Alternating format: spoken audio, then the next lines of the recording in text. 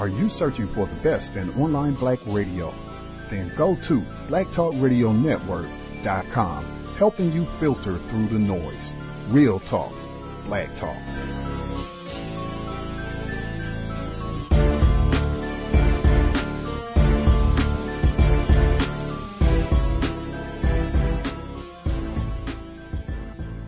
The internet is full of half-truths and all-out lies. We've all seen them, and many people on social media complaining about it. Here's your chance to show and prove. WorldAfropedia.com is a black-owned and operated encyclopedia. There are several thousand articles, but we need help. We can't uncover all the truth ourselves. So please, join us and become a writer, editor, or blogger for WorldAfropedia.com today. Every little bit counts. We owe it to the future generations to put the truth out there. Visit WorldAfropedia.com, the African-centered encyclopedia, a global database of African knowledge for the purpose of bringing about global African wisdom and understanding. WorldAfropedia.com.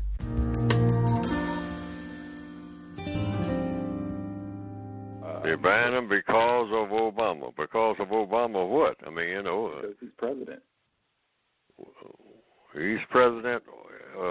Okay, so Obama's president, so a guy goes out and buys a gun. Many guys. Huh? Many white guys, not just one. This has been you know, white men buying guns, Obama's president. Now, what's the connection? I'll have to ask them. Because that's what I would do if a guy said, I'm buying a gun because of Obama. I'd say, okay, well, what's the connection between you and the gun and Obama? In the past, talk of any type of gun control would send gun sales soaring. But in recent months, the long-term outlook for the gun industry has become more ambiguous. Remington Arms, the American gun company that's been doing business since 1816, has announced that it is filing for bankruptcy. And other gun companies may be in trouble as well. Alon Stevens is with member station KUT and part of NPR's criminal justice team, and he brings us this report. This is your Ruger 308, and these were very difficult to get, while President Obama was in office. Michael Cargill owns and operates Central Texas Gun Works. It's a gun store in Austin. He shows me around some of his inventory, which is fully stocked. AR-15s, Glocks, shotguns, and that Ruger he mentioned, it's not hard to get anymore. And now it's great. They're offering wonderful deals. Because for the first time in years, gun shops all across the country have more guns than buyers. And everything is priced to move. If you buy 6 of these, you get 1 gun free. AR-15s with prices slashed by nearly 50%. Buy 1 gun, get free magazines, ammo, flashlights, anything to draw in customers. Across the nation, gun sales are down. We'll get to the reasons why in a minute, but let's see how that looks for the gun industry. American Outdoors brand, formerly known as Smith & Wesson, saw its stock price plunge 70% since 2016. Sturm Ruger down by 40%. And of course, Remington, a company in business for 2 centuries, has filed for bankruptcy protection. So what's going on here? Well, a couple of things. To start, there's a glut in the market. Then new products that no one really wanted. And of course, politics. Robert Farrago is a gun enthusiast and runs the blog The Truth About Guns. He says in 2016, gun companies plan for another explosion in sales. The gun manufacturers ramped up production. They figured this is it. The mother lode, we're going to get another one just like we did the Obama surge. We're going to get another Hillary surge. But that didn't happen. They got Donald Trump. To understand the significance of that, you have to look at the history of gun sales under the Obama administration. Gun manufacturers saw record profits, stoked partly by gun rights groups claiming Obama wanted to take away their guns. Calls for gun control after several high-profile mass shootings fueled sales even more. To give you a picture, the FBI processed 8 million background checks for gun purchases in 2005. By 2017, that jumped to 25 million. That's a tripling of the market over the last 10, 12 years. That's a dramatic increase. Jürgen Brauer is an emeritus professor at Augusta University in Georgia. He says it's been the opposite with President Trump. Gun owners have been more confident about their gun rights. What happened in the presidential election shows how tricky it is when companies try to predict demand based on politics. It really puts quite some enormous strain on you and makes long-term planning difficult. Brauer says that the industry is now going through a correction, but the politics that propel gun sales haven't gone away. The recent shooting at a school in Parkland, Florida, has mobilized students who are demanding action, vowing to not give up until lawmakers pass tangible gun control measures. For NPR News, I'm Alon Stevens in Austin. This is my rifle. There are many like it, but this one is mine. My rifle is my best friend. It is my life. I must master it as I must master my life. Without me, my rifle is useless. Without my rifle, I am useless. I must fire my rifle true. I must shoot straighter than my enemy who is trying to kill me. I must shoot him before he shoots me. I will. Before God, I swear this creed. My rifle and myself are defenders of my country. We are the masters of our enemy. We are the saviors of my life. So be it, until there is no enemy, but peace. Amen.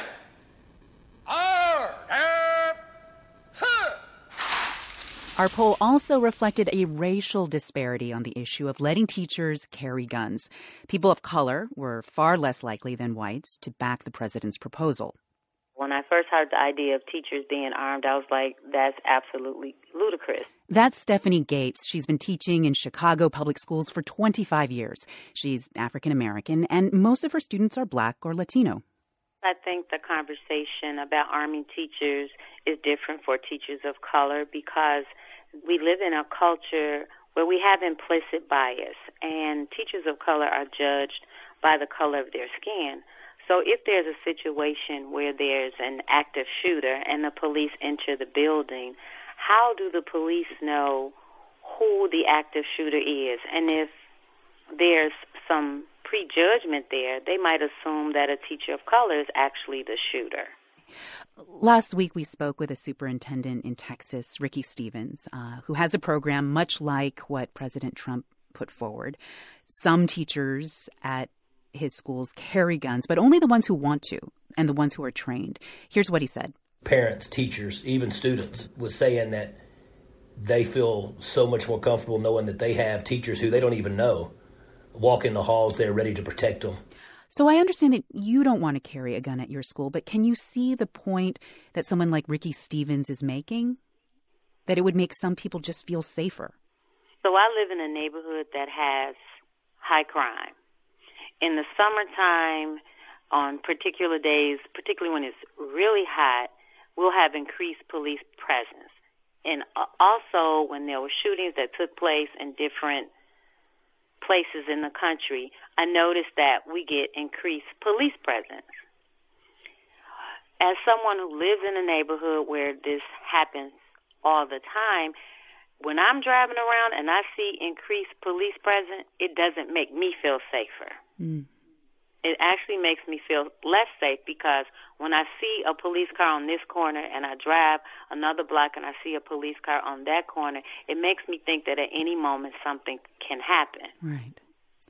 So what you're saying is that the presence of more authority figures in a school who happen to be armed can actually increase tension. I think it can. Mm-hmm. We know that the research says that children of color are suspended at higher rates, they're expelled at higher rates, and so now you'll arm teachers, which I think would make the environment even more hostile to students of color who are already targeted in some schools. Are you worried, too, that some teachers might not always make the best decision on when to use a gun? I think that's a possibility with anybody who carries a gun. And also if you're talking about a teacher who's armed and an active shooter situation, who's to say where bullets go? Worst possible scenario, I'm an armed teacher, and the active shooter's in my building. I, engage in a shootout. Who's to say I don't shoot a student? It seems like so many people right now are expressing such tremendous fear after Parkland. Can you relate to any of that? Do you share any of that right now? Of course I share fear. I'm a teacher. I walk into a building every day. It concerns me greatly because parents send their children to school to be safe. And I tell that to my students all the time. I say, your parents send you to school, and they expect at the end of the day for you to come home from school. So, yes, it's a fear, and it's always there. But if it's greater than what I do, then why would I get up and go to work every day?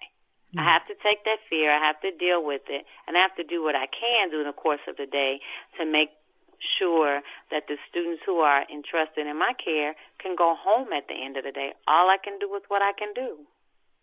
Stephanie Gates is an elementary language arts teacher in Chicago. Thank you so much for talking to us. Thank you.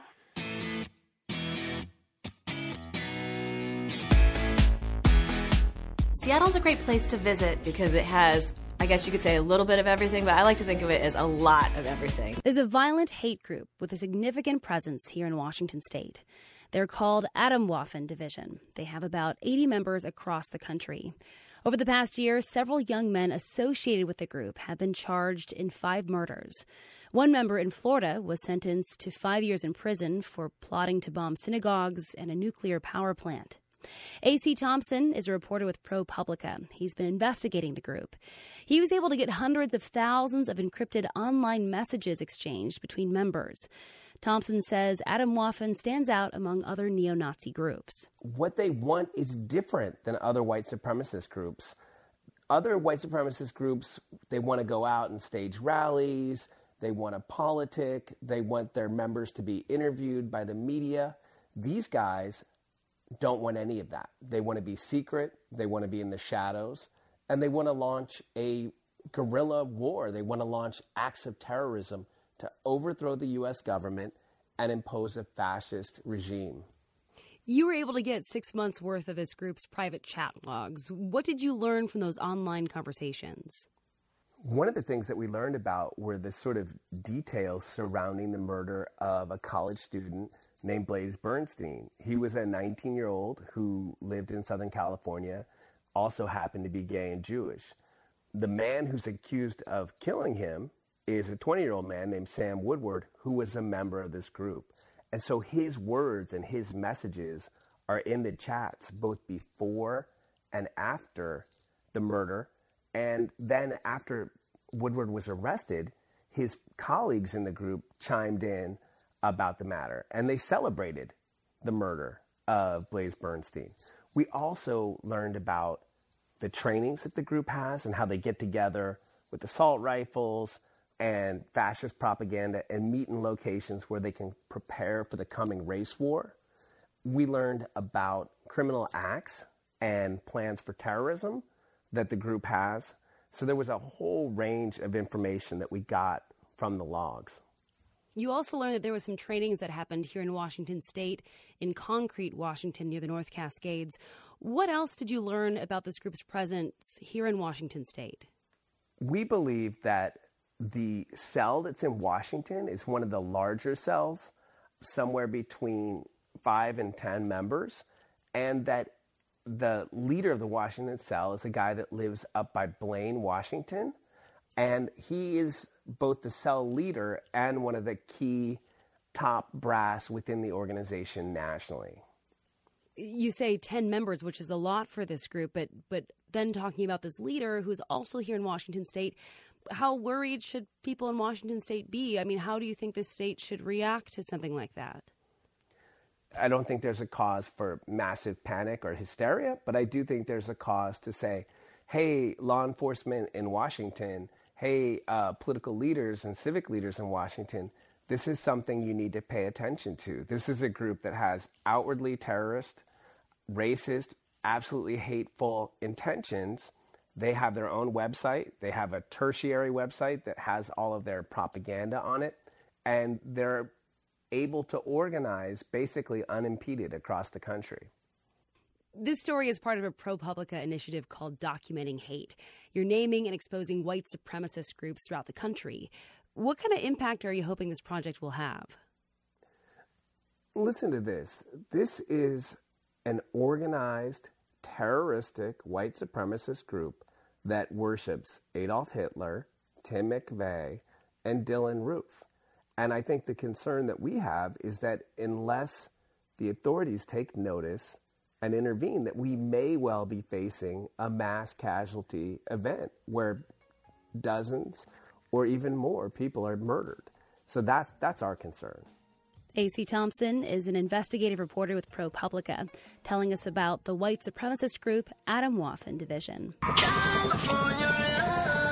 Guns aren't always the weapon of choice for deadly crimes. Blaze Bernstein was stabbed to death, and a former classmate is the alleged murderer.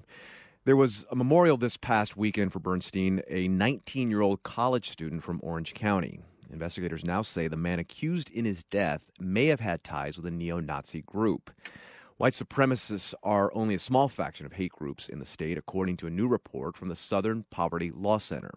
Ryan Lenz is a senior investigative reporter with the organization. I talked with him earlier and asked him to describe the so-called hate map. Well, the hate map is an annual effort on the part of the SPLC to identify and locate the organizations and the chapters of those organizations that profess demonizing rhetoric, and hate and extremism across the country, and ultimately to find out where organized hate is most concentrated and most organized. Now, hate groups in California, how many are there here? There are 75 hate groups in California. Now, if you look at the map nationally, California has more hate groups than any other state. But adjusted for capita, that's not true. Other states have more hate groups based on their populations. But California has always been a hotbed of hate and extremism. And there are reasons for that. If you look at the hate map overall, hate groups tend to congregate on the coasts and in the South. And why the coasts? Well, those states like California and on the other coast, New York, these states tend to have more demographic diversity. And it is in those locations that hate groups tend to target or pop up most, because it's when presented with diversity that hate seems to make a more profound appearance. So 75 hate groups in California. Is that number growing, Ryan? California has been a perennial hotbed of hate and extremism. Some years we see it go up by a few. Some years we see it go down. I think last year was 67, so this year it's up slightly. The overall national total of hate groups is down by a single chapter, but we've seen considerable rises in numbers in areas that are directly, sort of politically active. Neo-Nazi groups, rose by 22% in 2017. Anti-Muslim groups also rose.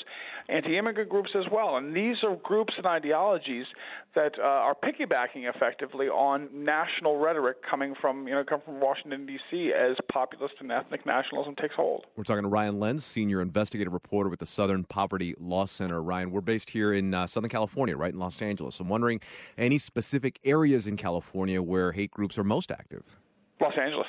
Wow, okay. Los Angeles tends to be the most populated, and I guess that's consistent with the number of of people that live in LA. But really, what's remarkable about California and its place on the hate map is just the number and the variation of ideologies that exist in California, from anti-Muslim groups to anti-gay groups. It really runs the gamut. And again, it's a point that's consistent with the understanding and the analysis that more diverse populations tend to be home to larger numbers of hate groups. Ryan, what's the history of hate groups and white supremacists in California? When did they start emerging? Well, California has long been a hotbed of racism and extremism. Neo-Nazi skinheads have popped out of the punk culture scene there. The anti-immigrant groups, especially in the 90s and early 2000s, when border concerns were one of the prime movers of hate and extremism, they focused on California. So California has a long history of this, and it's one that doesn't seem to be going away anytime soon. It's my understanding, Ryan, that membership in the well-known hate groups, such as the Ku Klux Klan, are decreasing, but that newer, lesser-known groups are taking root. So how are these new white supremacist groups different in how they do things? Well, I mean, let's be honest. When we talk about white supremacist groups in the United States in 2018, we're talking about them in fundamentally different ways than we did 2-3 decades ago. You know, these new groups that are popping up, we don't know the populations of those groups. We don't know their membership lists. And furthermore, it's all been complicated by the arrival of a more intimate relationship we all have with the Internet. Whereas in the past, people would want to flock to these meetings that these groups were holding to hear these ideas and get their literature or their pamphlets. Now they don't have to leave their homes. So the composition of these groups, of hate groups, especially those that organize and plan online primarily, is much younger than we would have anticipated. And we're also seeing this sort of youth element of hate and extremism pose some considerable threats in regards to the violence that's emanating from these ideologies. There are a lot of young people out there committing horrific crimes in the name of a racist ideology. We would have thought they never would have been turned on to, especially after 8 years of of President Obama's administration. So it's younger and a lot easier to be part of a hate group, especially when you got chat rooms. Yeah, because I mean, before with the KKK, they'd be under a white hood, and maybe you didn't know who they were, but they'd be out there. They'd have to actually physically be out there. But now it seems like you can hide in a corner of the internet. Well, that's true, but post Charlottesville, after the horrific killing of an anti-racist protester in Charlottesville, Virginia last year, this movement of young, active, angry men who have been turned on to these ideologies really made an emergence in the real world. They decided to stop sort of hiding behind their keyboards and to come out with their fashy haircuts, their khaki pants, and their white polo shirts. So what's most, I think, interesting about it is that this sort of anger that was pulled from an online troll culture has now become manifest in the streets around us as racists take a stronger stance in defending their First Amendment liberties to say these things in the public square, and those who find them repugnant and antithetical to American values, engage them in these places as well. What should officials or policymakers do to counteract the message of hate groups? Well, there's a lot of things. I mean, first of all, it depends on where you're looking at this. In the public sphere, I think people, police departments need to understand that these ideas are protected by the First Amendment. Sure. But these are ideas that routinely and consistently lead to violence. On a community level, listen, it is important to make these racists know where your community sits in regards to their ideas. Speak just as loudly as they do, and the message will resonate. Ryan Lenz is a senior investigative reporter for the Southern Poverty Law Center. Ryan, thanks a lot. Thanks so much. Keep your eyes on the prize. Hold on. Keep your eyes on the prize. Hold on. When Reverend Wyatt T. Walker died last month, I paused to acknowledge the man and his lifetime of fighting against discrimination. The pastor and organizer was one of the lions of social justice, but it's likely that outside of certain circles of religion, academia, and activism, his name does not bring widespread public recognition. And that's especially poignant in this month when we celebrate Black history, because Reverend Wyatt T. Walker is Black history. It was Wyatt T. Walker who organized and led the fledgling Southern Christian Leadership Conference that was the organization the Reverend Martin Luther King Jr. led for most of his life. It was Wyatt T. Walker who recognized the vital importance of Reverend King's words written on scraps of paper while he was jailed in Birmingham. Walker helped gather up the pieces and then organized and circulated them in what became known as King's famous Letter from a Birmingham Jail.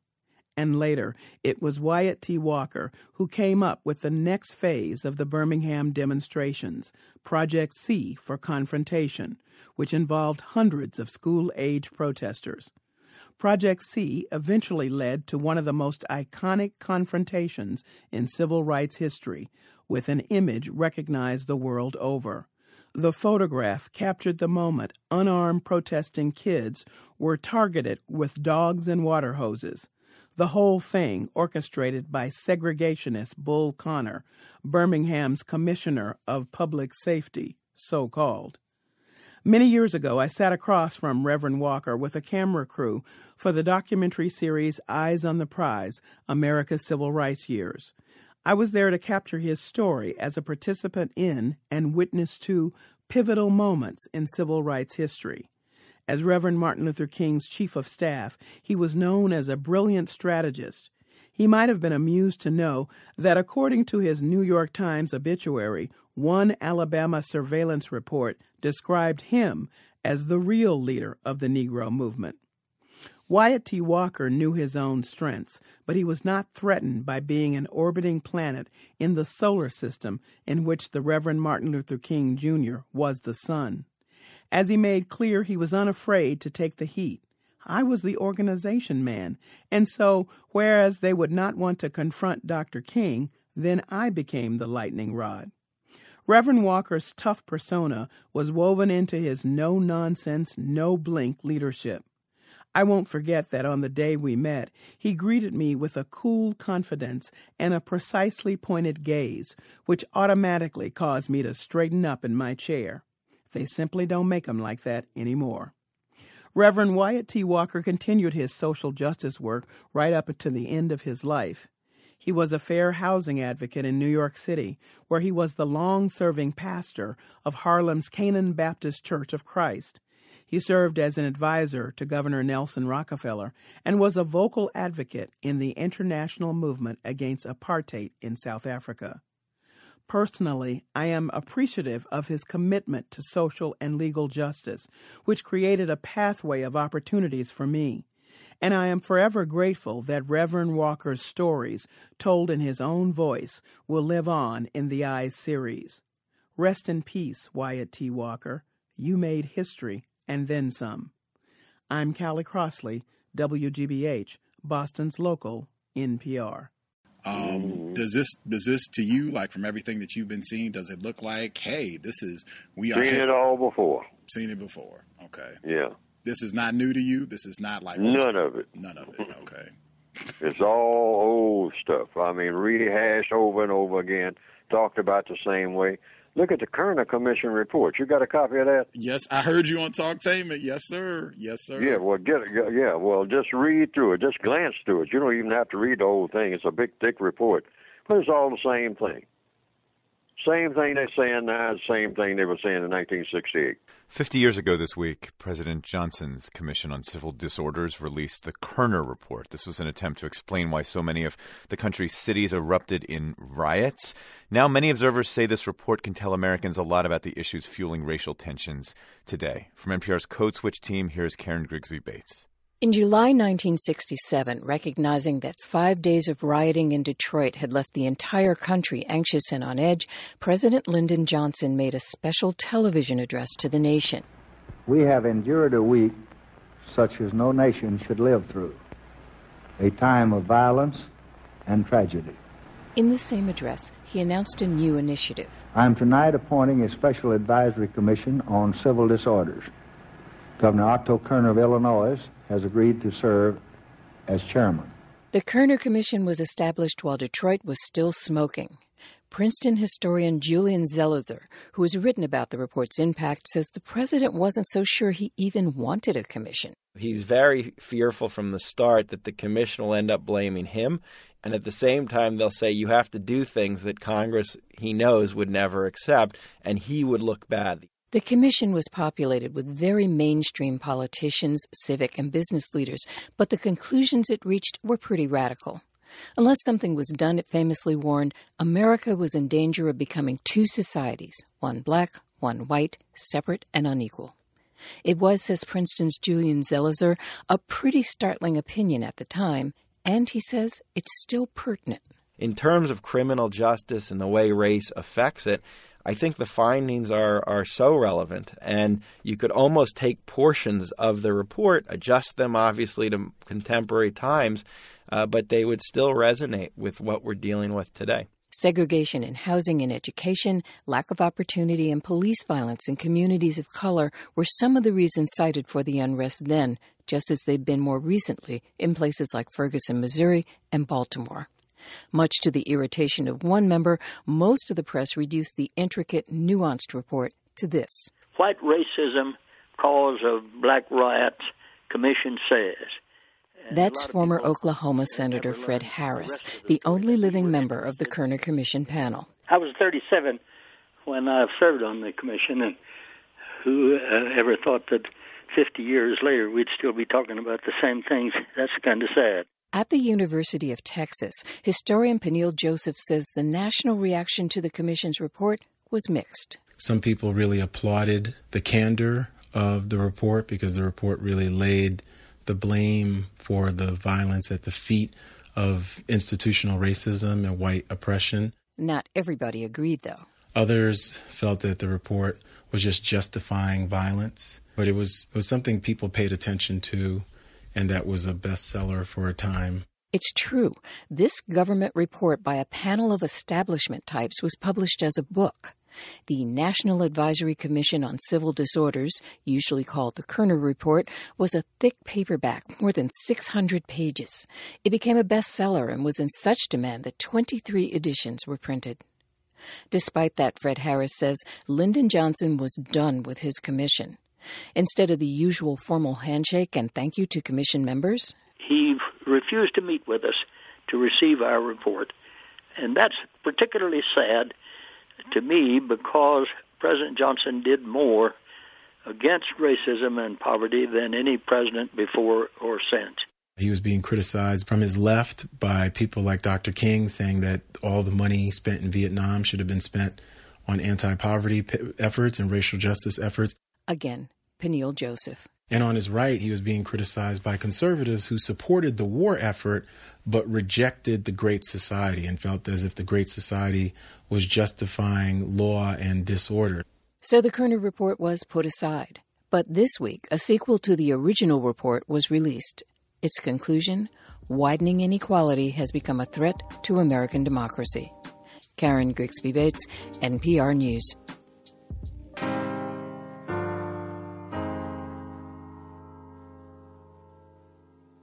Little brother, I heard y'all ain't hitting in New York.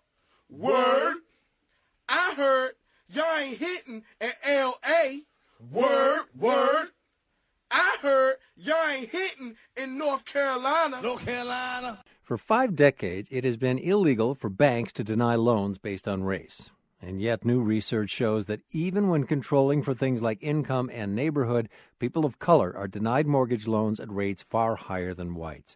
And this trend persists in 61 metro areas around the country, including right here in North Carolina. So why do people of color struggle to get home loans? Well, lenders will say it's about a credit score. But new reporting tells a different story. Joining us now is Aaron Glantz. He's a senior reporter at Reveal from the Center for Investigative Reporting and PRX, and co-reported the investigation Kept Out, a year-long analysis that looked at millions of government records and found a troubling pattern of loan denials for people of color around the country. Aaron, welcome back to the State of Things. It's good to be with you. Tell us a little bit more about, give us the broad picture of what it was you found. Well, I mean, basically what we wanted to know was, why is it that 10 years after the housing bust that so many people feel left behind? And in particular, why is it that the gap in home ownership between whites and African Americans in this country is larger than it was during the Jim Crow era, when segregation was legal and approved of by the government? Wow! Hey, yo, drama, hold up, son. Hold on. Stop the motherfucking record. Right. I want you to pon the replay, drama. Pon the replay. Now, I've lived long enough to know that race relations are better than they were 10 or 20 or 30 years ago, no matter what some folks say. Give them one more chance, man. Run that shit the fuck back. And in particular, why is it that the gap in home ownership between whites and African Americans in this country is larger than it was during the Jim Crow era, when segregation was legal and approved of by the government? Why is it that the wealth gap, according to the Census Bureau, the average white family is worth 15 times as much as the average black one? Home ownership obviously has a lot to do with that, because in America, your house is your wealth for most working and middle-class people. And so we wanted to know who could get a loan, who could benefit from the economic recovery, and who couldn't. And we found that even after we took into account a host of economic factors, race was still there. Race was still a factor in who could buy a home and who could not. Well, it's a troubling set of statistics. Particularly shocking is the fact that since redlining has been outlawed, the gap between home ownership, black and white, has gotten worse. Well, it was getting better. It was getting better for many decades. Yeah. You know, as you mentioned, segregation was legal, discrimination was sanctioned by the government. In the 1930s, officers from the Homeowners Loan Corporation, which was part of the federal government, went out into neighborhoods, drew lines around them, and colored them red, hazardous, if they had large numbers of African Americans or immigrants, and told the banks not to lend there. In 1968, after the assassination of Dr. Martin Luther King, we had the Fair Housing Act, which made all of that illegal. And for many decades after 1968, the homeownership gap between whites and blacks got smaller until the housing bust. The housing bust hurt everyone. But in the recovery from the housing bust, white people have again been able to get loans, but people of color are being left behind. So the first guess about this might be, well, look, I mean, lenders have certain rules. They look at your fitness for a loan, and perhaps it just turns out that owing to perhaps even for historic reasons, people of color just aren't as well qualified.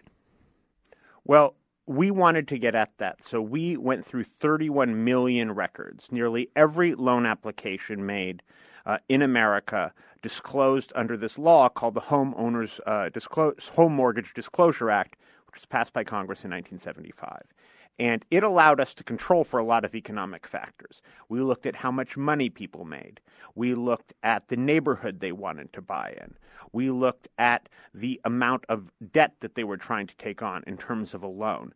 And we found that there were 61 cities, including 3 in North Carolina, Greensboro, Rocky Mount, and Greenville, where even if you made the same amount of money and you were trying to buy in the same neighborhood and you were trying to take out the same size loan, you're more likely to be turned down if you were African American, Latino, Asian, or Native American. And in fact, Greenville had the biggest disparity in the entire country. If you were black in Greenville and trying to buy a house, you were more than 5 times as likely as a white person with the same income and trying to take out the same type loan in the same neighborhood. You're 5 times as likely in Greenville to get rejected. And as you said, these findings are based on millions of documents that you analyzed. You used a case study, one case in particular, the story of Rochelle. Tell us about her. We really dug deep in Philadelphia, which was one of the biggest cities in America with this problem. And what we found was that really nobody is as perfect as the banks would like us to be. We all have gaps in our employment, or we have cell phone bills that we forgot to pay, or parking tickets that went to collection, or, like life intervenes for all of us, right? And what we found was that when life intervened for a person of color, it was more likely to hurt them with the loan officer than if the person was white. So we feature this woman, Rochelle Ferrule, who was just really a rock star of a human being. She grew up in Brooklyn, the daughter of a public school teacher who sent her to a boarding school on a scholarship, where she was one of the only African Americans. Then she went to Northwestern. After graduation, she joined the Peace Corps. She worked in West Africa. Then she came back. She learned how to code, computer code. She was teaching coding at Rutgers in New Jersey. And then she said, okay, now I'm going to try to buy a house. So she was in Philadelphia. The first company she went to was one of these new mortgage lenders, Philadelphia Mortgage Advisors, which makes 90% of its loans to whites in a city that is where whites and blacks make up about an equal portion of the population. And they turned her down because she was teaching coding on contract, and they argued that her income wasn't consistent enough. So she went and got a job at the University of Pennsylvania, where she manages $1 million grant. So now she's working for an Ivy League institution, managing $1 million. She goes, tries to buy a house again. And again, she ends up in this kind of like living hell situation with a bureaucracy that I'm sure many of us are familiar with Santander Bank. And ultimately, after months of going back and forth, a old electric bill on an apartment in New York where Rochelle didn't live anymore appeared on her credit report, knocked her credit score down, and then Santander also said no. Now, Rochelle was eventually able to buy the house, but only after her girlfriend, who was half white and half Asian, agreed to co-sign her application. And her partner, Hanako Franz, she made almost no money. She was working part-time at a grocery store, making $144 every 2 weeks. So basically, the loan officer only allowed this incredible, educated, employed African-American woman to buy a house after her part-time working, half-white, half-Asian-American partner signed on. Who you point out in the podcast, the loan officer would continually talk with her and not Rochelle in their conversations after she was introduced into the mix long after the loan process had begun. But the thing I want to make, the point that you make in this, after again examining, it wasn't just a case study. This is millions of documents that demonstrate this pattern over at least 61 metropolitan areas, was that if people came in black and white with an excellent scores, then they were pretty close to, then things were probably going to work out for both of them. There's less disparity. But the minute something shows up on the record of an African-American or a person of color, that's when the disparities start to build in. Right. I mean, nationally, you're looking at a majority of people of all racial groups who apply for a home loan are going to get it, right? So the disparity is between people of color who have issues and white people who want to buy the same sort of homes that also have imperfections in their credit history. You know, right around the corner from where Rochelle was trying to buy a house for over a year, one of our producers, Laura Starcheski, who had almost no savings and a ton of student loan debt, went to buy almost exactly the same house and was able to buy it in a matter of weeks and put just 3% down.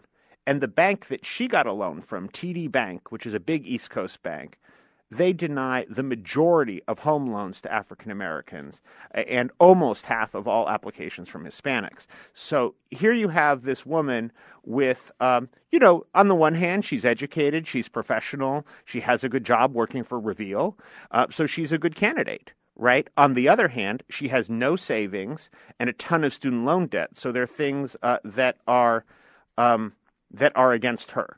So they said, no problem, easy peasy, right? At the same time, they're turning down a majority of African Americans. I've only got about a minute left, but I want to talk about credit scores here because we think that's a kind of a neutral metric and a way of getting at your how fit you are. But you say there's a fix almost built into what credit scores are measuring that works against communities of color. Tell us about it. Well, the whole credit score model is really important because when you think about the story that we put out, the main pushback that we're getting from lenders is that we didn't have this credit score information. And the reason we didn't have it, by the way, is because the banks have been fighting against releasing it. They've been fighting against it every step of the way. The 2010 Dodd-Frank Act, passed by Congress, signed by President Obama, said credit score, debt-to-income ratio, and other things have to be part of disclosure under the Home Mortgage Disclosure Act. And the banks have been fighting that law's implementation. We still don't have that. And it's a big problem because credit score itself is seen by many as discriminatory.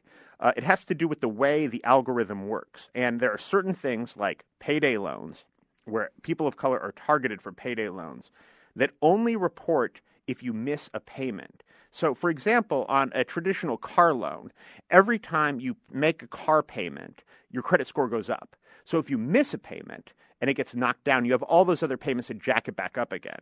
But on other things like payday loans or rent would be another example, it only reports if you miss it. And so we found that people of color who behave basically the same way as whites in their lives are more likely to have a negative credit score just because of the way the algorithm is calculated. Aaron Glanz is a senior reporter with Reveal from the Center for Investigative Reporting and PRX. He co-reported the new investigation, Kept Out.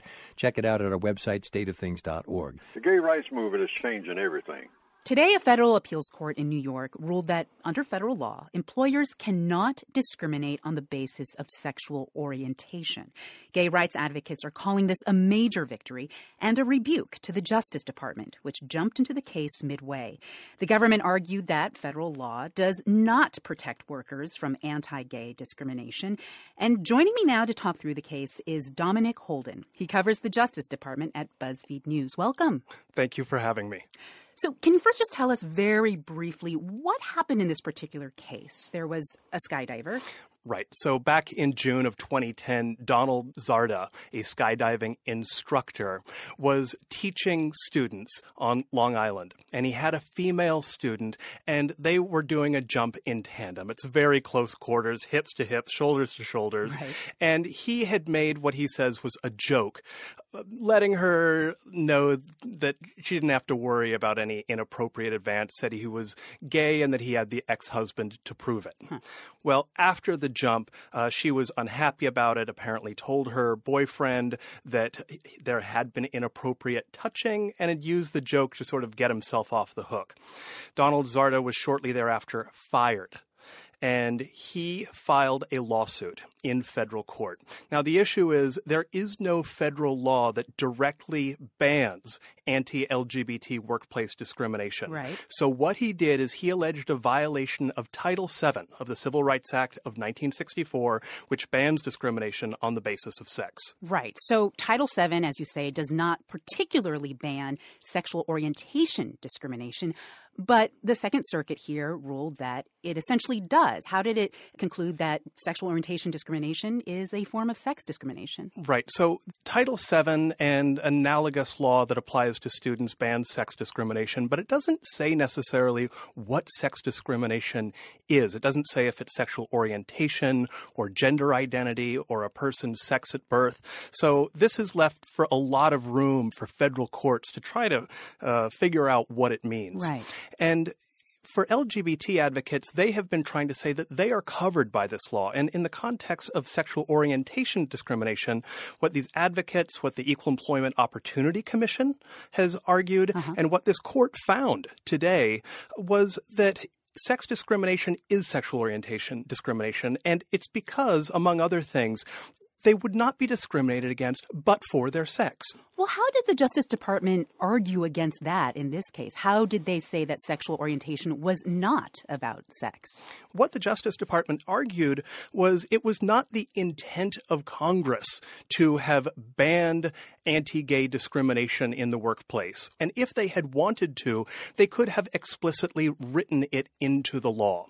But as one of the justices wrote in a concurring opinion, that it is not about congressional intent or legislative intent, which is very hard to ascertain, but rather the plain text of the law. And here the plain text found that sexual orientation discrimination is necessarily a type of sex discrimination.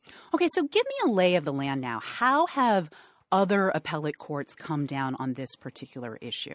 The 11th Circuit found that the law did not cover sexual orientation, but the 7th Circuit last April found that it did. So part of the significance of this case is it builds on this trend. Now you have two circuits having come to the same conclusion. And part of the reason this is a big deal is because of the Justice Department's own making. They stepped into it, and there's this question about the ability or the inability of this administration to reverse the trend in federal court. So people were watching. So the fact that this is a big gay rights win is amplified by the fact that it's a Trump administration loss. And let's talk about that. How does Attorney General Jeff Sessions' position in this case fit into a larger approach towards LGBT issues? Since Sessions became the Attorney General about a year ago, he has been a steady opponent of LGBT rights, rolling back policies and positions that the Justice Department had assumed under President Obama. And generally what he said is he's simply following the plain text of the law. This is a little bit mushy for him because he's also argued in Colorado, where there's an anti-discrimination anti-discrimination law for LGBT people that a baker had a right to turn away a gay couple, even though the actual plain text of the law doesn't necessarily allow that. And now he's arguing in cases of transgender and lesbian, gay, bisexual employment that they're not protected. The problem is he's running up against courts that disagree with him. All right. Dominic Holden is a reporter at BuzzFeed News. Thank you very much for coming in today. Thanks for having me. I don't want us to lose sight that things are getting better. Each successive generation seems to be making progress in changing attitudes when it comes to race. Doesn't mean we're in a post-racial society. It doesn't mean that racism is eliminated. But, you know, when I talk to Malia and Sasha, and I listen to their friends and I see them interact, they're better than we are. They're better than we were on these issues. And that's true in every community that I've visited all across the country. Radford University is investigating a series of videos online showing a student using racial slurs against another student. Jeffrey Prudhomme says his roommate accused him of stealing a bag and then confronted him on Saturday. Prudhomme posted 3 videos of his roommate cursing at him, including the N-word. I've never experienced threats of violence or racism in my life, and experienced it all at once was very crazy, especially with somebody you live. It's really hard to escape that. Radford University says it's talking with Prudhomme about the situation. Radford Greek Life said on Facebook yesterday the roommate has been removed from his fraternity. Is that a real gun?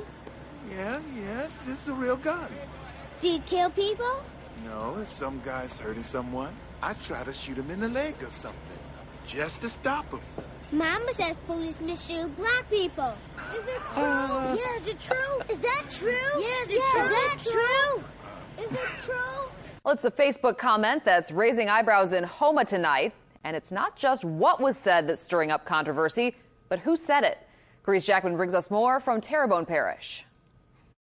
This post sent to us by an Eyewitness News viewer is causing concern in Houma.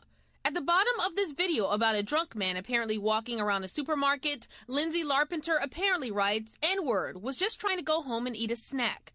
Lindsay Larpenter is also the daughter of Terrebonne Parish Sheriff Jerry Larpenter. She also allegedly has a job in the sheriff's department. Basically, she was referring to herself as the N-word in the post. But however, no one should use that word. Jerome Boykin Sr., president of the Terrebonne Parish branch of the NAACP, says he was notified about the post by 10 people. I had an opportunity to speak with Sheriff Jerry Larpenter on Monday, and clearly the sheriff told me that it won't be tolerated by any of his employees. This isn't Lindsay Larpenter's first encounter with controversy. According to our partners at the Houma Courier, she was charged with a DWI last January. Eyewitness News first reached out to Sheriff Larpenter moments after we received the tip about the alleged Facebook comments, but he said that he had never heard of it and refused to comment to the media. We also reached out to him right after doing the interview with the NAACP here at his office, but we were told by officials that he was not in. I mean, especially if she's in public relations, let's say, through one form or another. This Houma resident who didn't want to be identified says he would also like to see Larpenter reprimanded. Even if the alleged Facebook comment was meant as a joke, it doesn't matter with the way society is right now and the way people are getting along in this country. We need to be more sensitive to comments that are made. A post in digital media that some say should have real-life consequences. In Houma, I'm Carice Jack. Every nigga is a star. Every nigga is a star. Who will deny that you and I and every nigga is a star?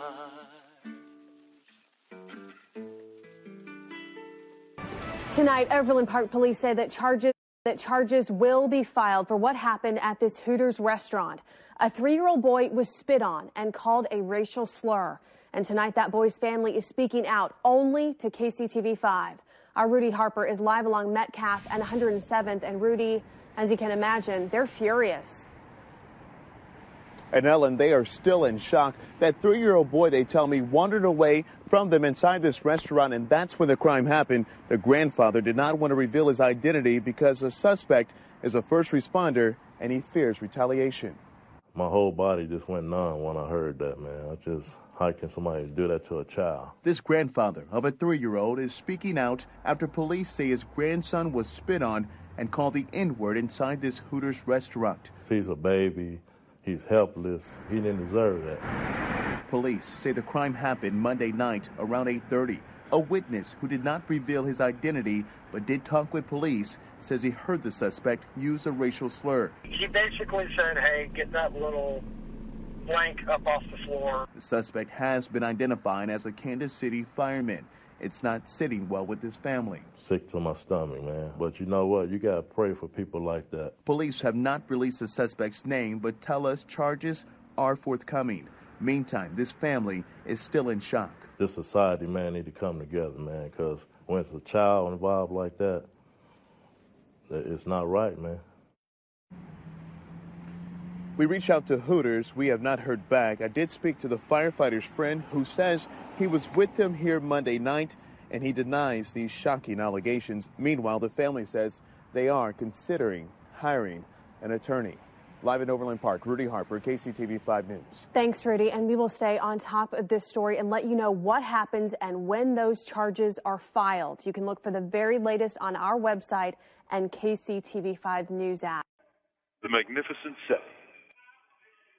They are a cross-section of American men, black, white, Greek, apparently, and Italian.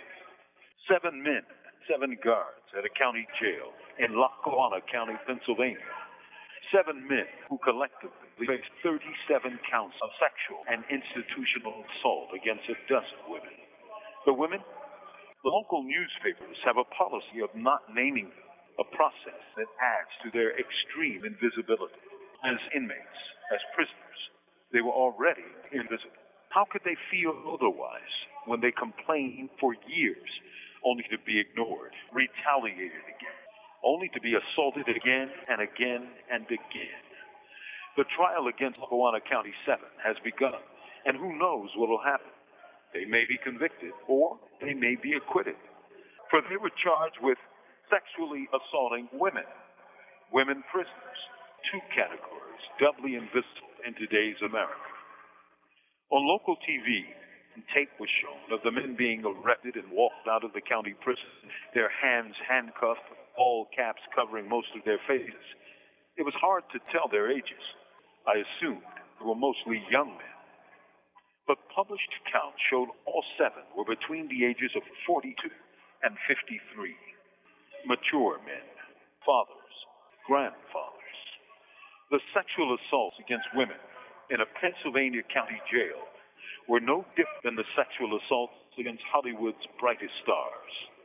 Because it's about power, y'all. State power, male power, and the power of the law which legitimizes scapegoating. It's ultimately all about power. What will happen? We shall see. From Imprisoned Nation, this is Mumia Abu Jamal. Tutu, a long-lost portrait by Ben Nwanwu, described as Africa's Mona Lisa, has set a new world record for Nigerian artwork, going for $1.4 million at Bonham's International Auction House in London. It's a new world record of £1 million. Are we all done? For £1 million. Last chance. Thank you very much. Well, Ellie Costello was in the room as the hammer fell and told me more about the painting. As you said, it's a portrait by Ben Nwanwu, and he's referred to as the most important artist to come out of Nigeria. And this painting is of Princess Tutu. It was painted in 1974, and it's a portrait using lots of blue and grey colours. And it's a young Tutu in traditional Yoruba attire. And I was speaking earlier to Giles Peppier, he's the African art director at Bonham's, and he said that it's most often likened to be like the Mona Lisa, because similar to Da Vinci's portrait, she's captured in this three-quarter unable to pose with her eyes staring out of the frame. And all that we know is that it was hung in the Italian embassy in Nigeria for a year, and then nobody's quite sure what happened to it. It went missing for about 40 years. And the theory is that somebody from the embassy bought the painting, not realising that it was an original. It's probably worth mentioning now that the portrait was really, really popular and was made into lots of copies, and apparently you can see prints of it in living rooms up and down the country in Nigeria. So this person probably bought it and then brought it home to London, not realising that they in fact had the original. And it was discovered at the end of last year, and now it's been sold off in London and broken a world record in the process. Yeah, and there was a special treatment for it at the auction house. Yes, it was a star lot in the auction, and the room was packed full of eager bidders. It was so packed I couldn't actually get a seat. And as I mentioned, this painting is very recognisable in Nigeria, and there was so much national interest that Bonhams actually decided to do a world first and live stream the auction into Africa so that Nigerians could bid to bring the portrait home. And that's exactly what happened. After about 10 minutes of toing and froing, it went to an anonymous bidder for $1.4 million. And that's not the end of it. They've been investigating this painting and they found something out. Yes, so I was speaking to Mr. Peppier earlier, and he said he was really intrigued to find the Princess Tutu. Now, she's the granddaughter of the King of Efe. He had 37 wives, so if you do some quick maths, he's got more than 100 children. So she's quite difficult to track down. But since the discovery of this portrait, there's been so much press in Nigeria and in London reporting that Tutu is still alive in Lagos. And Mr. Peppier thinks he may have had a breakthrough. We met with a lady called Princess Ronki at Adamaluyi, and they seemed very confident at the time that they would find Tutu. Now, the exciting thing is I had a phone call yesterday evening to say that actually they had located Tutu, and she is in Lagos, and certainly Princess Ronki told me that they were meeting with her this weekend, so it could be quite exciting. Yes, so we've had the missing portrait, and now Bonham wants to find the missing princess, so I hope to come back and tell you that they've managed to track her down this weekend. Our reporter Ellie Costello. Context of White Supremacy. Gus T Renegade in for another broadcast, hopefully to share constructive information on the system of white supremacy. Today's date, Saturday, March 3rd, 2018. So I have been told. This is our weekly compensatory call-in. Dial in if you have thoughts on any of the audio clips that you heard, counter-racist suggestions, if you have any of your other news items or anything related to white supremacy, racism you would like to share. The number 641-715-3640. The code 564-943#. Press star 61 if you would like to participate. Number again, 641-715-3640. The code 564-943#. Press star 61 if you would like to participate. Couple things before we get started. We are listener supported, counter-racist radio. Invest if you think the program is constructive. Racism-notes.blogspot.com. Racism-notes.blogspot.com. When you hit the blog, you will see my PayPal button in the top right corner. If you are not into PayPal, drop me an email, and we'll get you a physical mailing address. Enormous thanks to all the folks who have supported us for 9 years of the cows.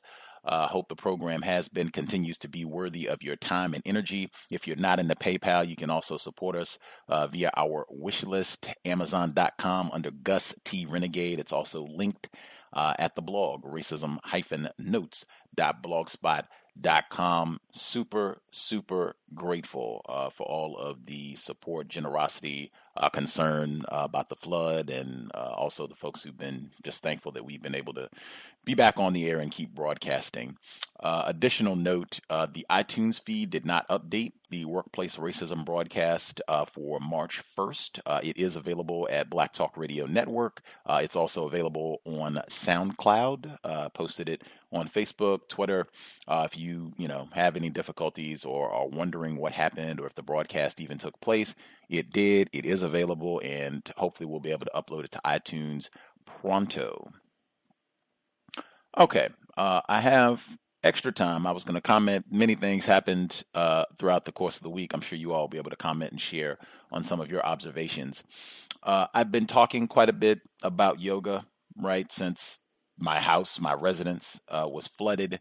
I've been trying to do yoga for self-care, to just help manage the trauma of being displaced and having to deal with all of this just chaos and disruption in my life.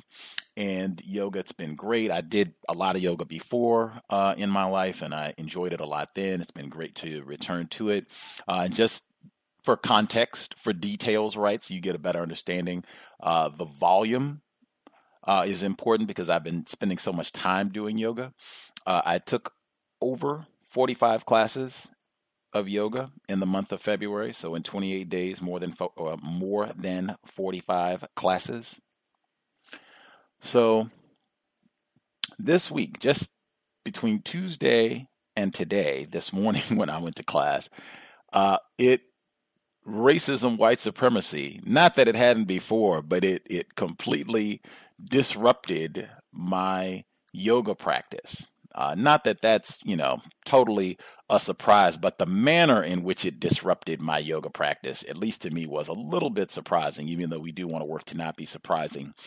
I could take up a whole broadcast kind of going into the details of all of this. I'm going to try to make it as brief as I can to really highlight the main portions of what took place in all this. I'm trying to go in some sort of order so you'll have the exact kind of chronological flow of things.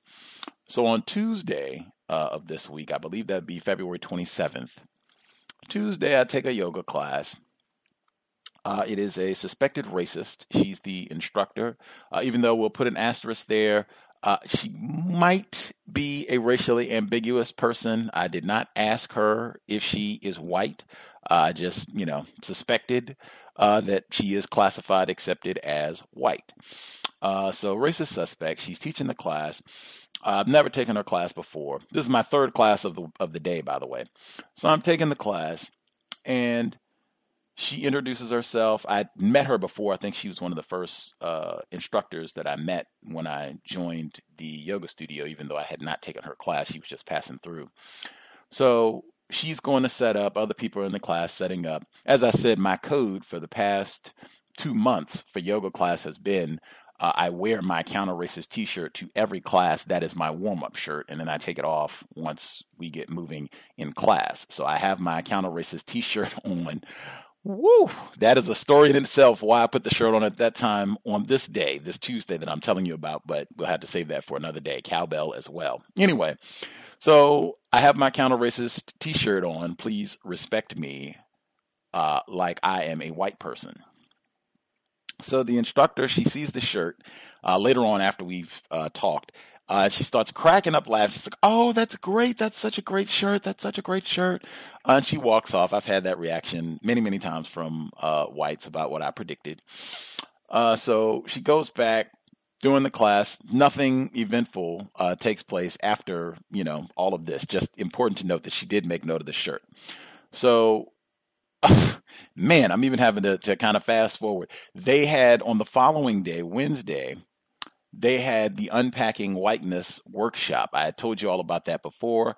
I had planned to attend. I went there, and they have on the flyer specifically, which I have about 2 feet from me, they have on the flyer that they have on the flyer in quotes, person of color, non-white person. No non-white person who wants to attend will be denied. This is a 6-week series every Wednesday evening for about, I think it's an hour and a half or something, yoga and talking about unpacking whiteness. And they said specifically it's for people who classify as white. And what does that mean? That was the way that they pitched it in class, what this was supposed to be about. So I go and I say, hey, I'm a non-white person. I would like to attend. And I am talking to the owner of this yoga studio, who is of course, white woman.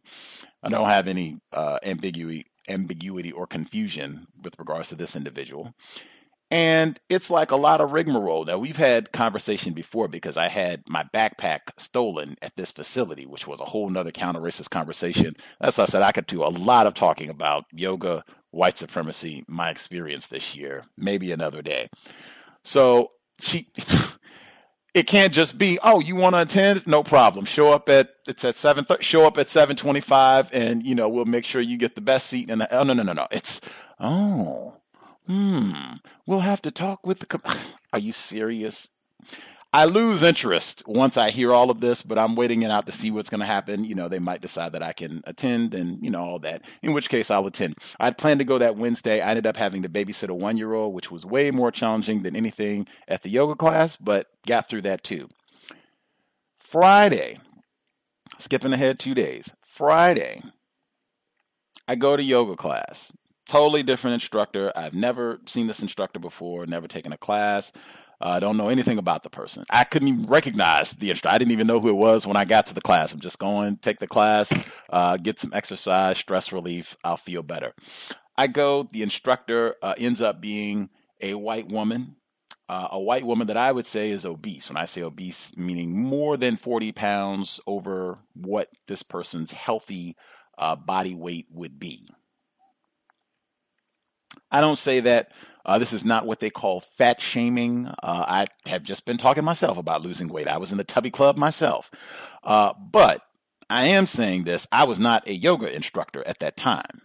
It is quite irregular in my experience to have a yoga instructor be someone who is like substantially overweight. This is not one of those yoga classes, and none of the classes really that I've been taking for the most part, they are not the calm and you just get to relax and get a pillow and lie. That is not the type of classes I've been taking at all. These are more advanced classes. You're doing inversions. They're doing all the headstands and bridges and balancing on one arm or one foot and all this other wacky stuff. So you would need some athletic ability. You would need, some cardiovascular health.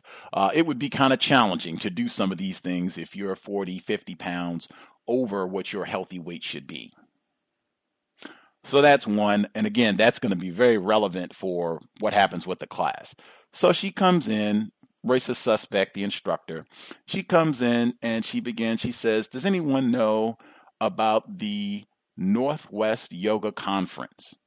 And I had no idea what that was. I'd never heard of it. The yoga instructor that I had from the previous couple days was there and seated in my same row next to me, actually. She spoke up. It's like, oh, yeah, I know about that. And she made a foul comment.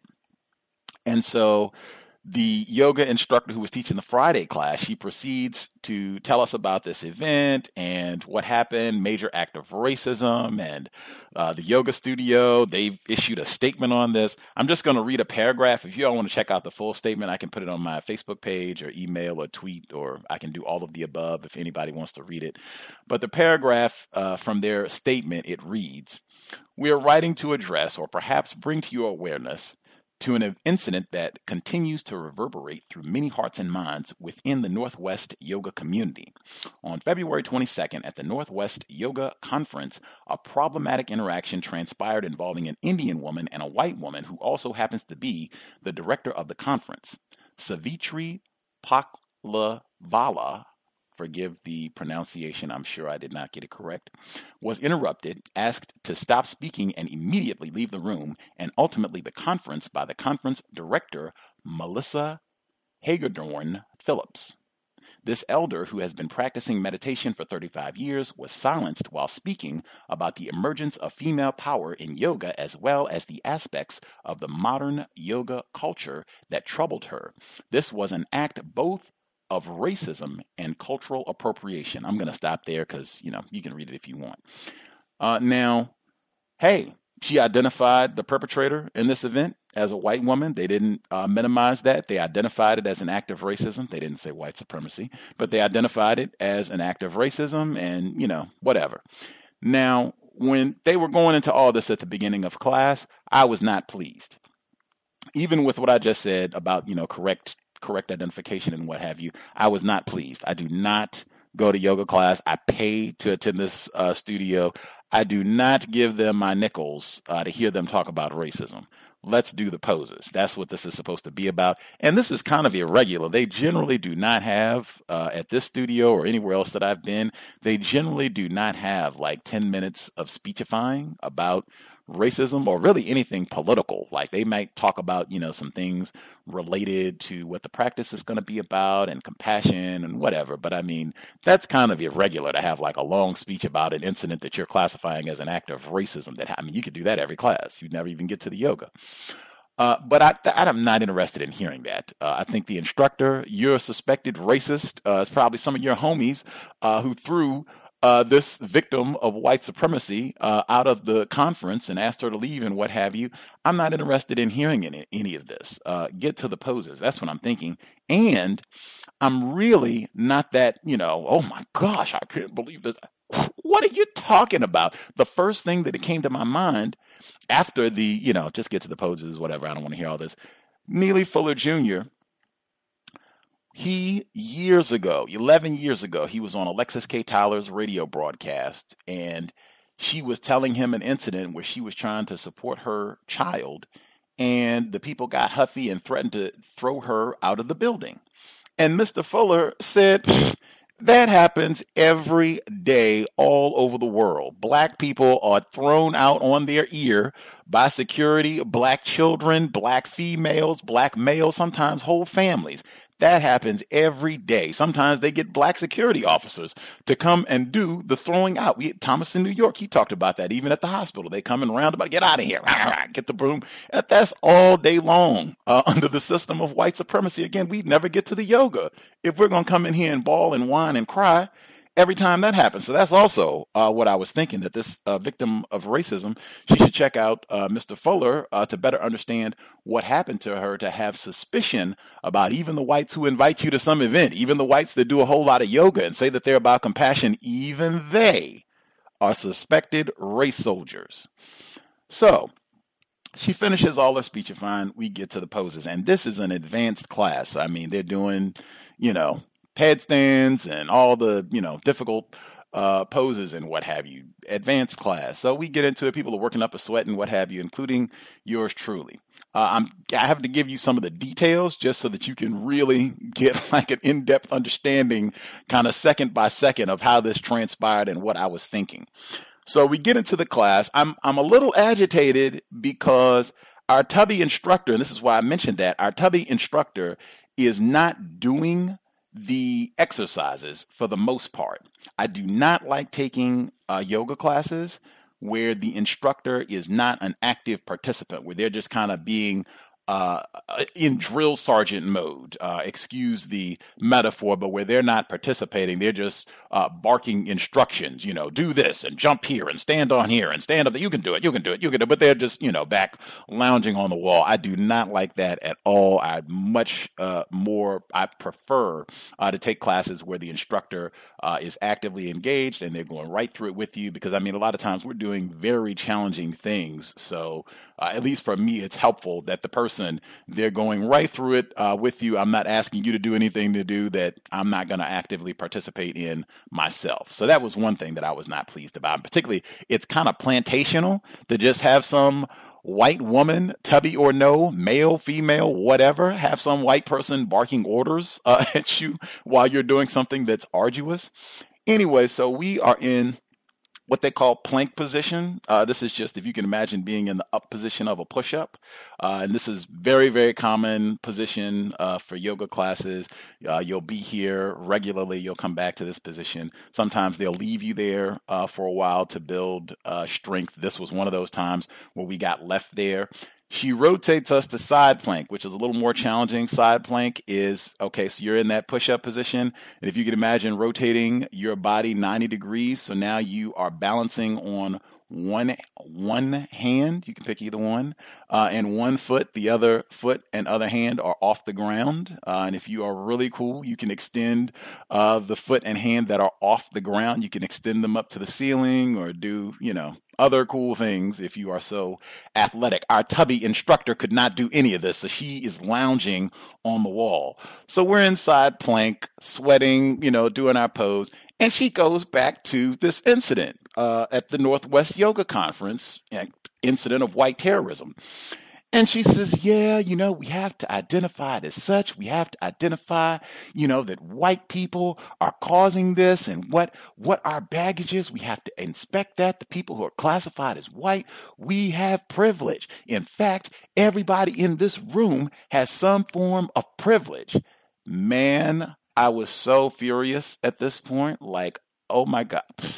I cannot believe we're in yoga class even talking about this to begin. I mean, that does not happen in a yoga class that I've taken. Maybe it is out there. Well, that's where they do the whole class. They just talk about racism, and it's not a dialogue. It's just the person gets to give their view for the whole hour and a half or however long the class is. But that is very irregular and not something that I would want to participate at all, especially if I have to be bombarded by a race soldier. Like, come on, man.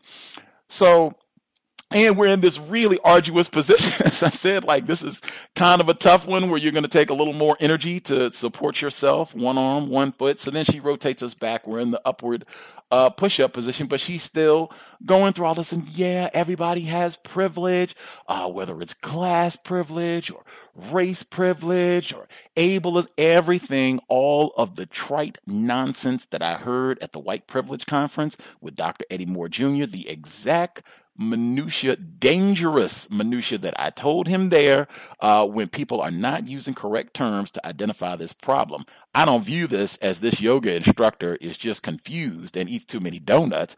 This is a race soldier who is not giving us truthful, accurate assessment of the problem. In addition to, I don't want to hear this nonsense anyway, just go through the poses. At any rate, as I'm in this position, the upward push-up, I'm fuming, I'm upset, I'm trying to think, should I say something? Do I need to stop practicing yoga right now and go into counter-racist mode? Like, I'm trying to process what to do as I'm thinking. Literally, the beads of sweat, I'm watching them like drop from my face onto my yoga mat while all this is happening as she's talking. Like, I will never forget this moment in my yoga practice. We move out of that position and I just get a moment to like collect my thoughts and rest a little bit and just trying to make sense of everything that has transpired. I do not decide to stop my practice because, again, I do not go to yogas to do counter-racism. This is supposed to be, I'm trying to de-stress from all of the trauma and the flood and everything else, not, yes, let me go into counter-racism with the whites that are there and talk to them about white privilege. So we get through the class. I'm thoroughly disgusted by the end of class. Like, I'm never going to take this chubby heifer's class again. I cannot believe this. And it continues. We get to the end of class. There's a black male to my left, and we get up. I'm like, I try to always, if I can, speak to the other black people that are in class. I don't always get to do it, but I do try to make that effort. Just always cool to see other black folks. I'm going to try to go speak to him before I can even do so. White woman goes and gives him a big hug and all of that's like, oh man, like I'm having to endure a lot. Like their embrace was actually in front of where my belongings were at, even held me up and trying to get my bag to get my gear from them. After this hug, I'm waiting, I'm trying to go and get my bag. I still don't even have my shirt on at this point, important for what happens next. The tubby white instructor comes over and she has a big smile. She's like, I just want to give you a hug. And I just looked at her like, oh my gosh. How can this get any worse? Like, how can you go to a class and have to take this much abuse for one yoga class? And I just look at her and she immediately we're like, oh, okay. And she goes off and hugs several other people in the class. I just look like I cannot even begin to fathom, all these different things that took place. And then I'm not even done. Whoa, whoa, whoa. The other instructor from the previous day who was next to me, she had on a Black Lives Matter t-shirt at the beginning of class. She did my number where you wear your shirt that's got your statement about racism, and then that's the shirt that you take off once you get active in class. So she took that one off. We get to the end of class. This is the same female who knew, suspected racist, who knew about the Northwest yoga event before it was mentioned. We get to the end of class, and this white woman begins bawling. I mean, like crying and has to be consoled. The yoga instructor from the Friday class comes over and gives her a hug and is, there, it'll be fine. And from what I gathered, it seems she was crying about the Northwest yoga incident. Maybe not, but that to me, from what I could gather, is what it seemed to be about. Weeping white woman on top of everything else. Like, man, I had to vacate the premises quickly. Like, I was like, do I need to leave the yoga studio immediately? Like, I was so upset about everything that happened. This was yesterday. I go to yoga class today, which is with a Black female that I've been to her class several times before. Great class. We don't have a great rapport or anything, but great class. I went today. She also takes up the first 10 minutes of class talking about this incident. And again, I was just fit to be tied. Like, I totally zoned out while she was talking about all that. Again, it's not any disrespect to the victim of racism. Again, it's just my understanding of what white supremacy is. This happens all the time. I cannot imagine having this sort of response to every one of these types of instances. Even someone saying that, this instance highlights racism, white supremacy within the yoga industry. Are you kidding me?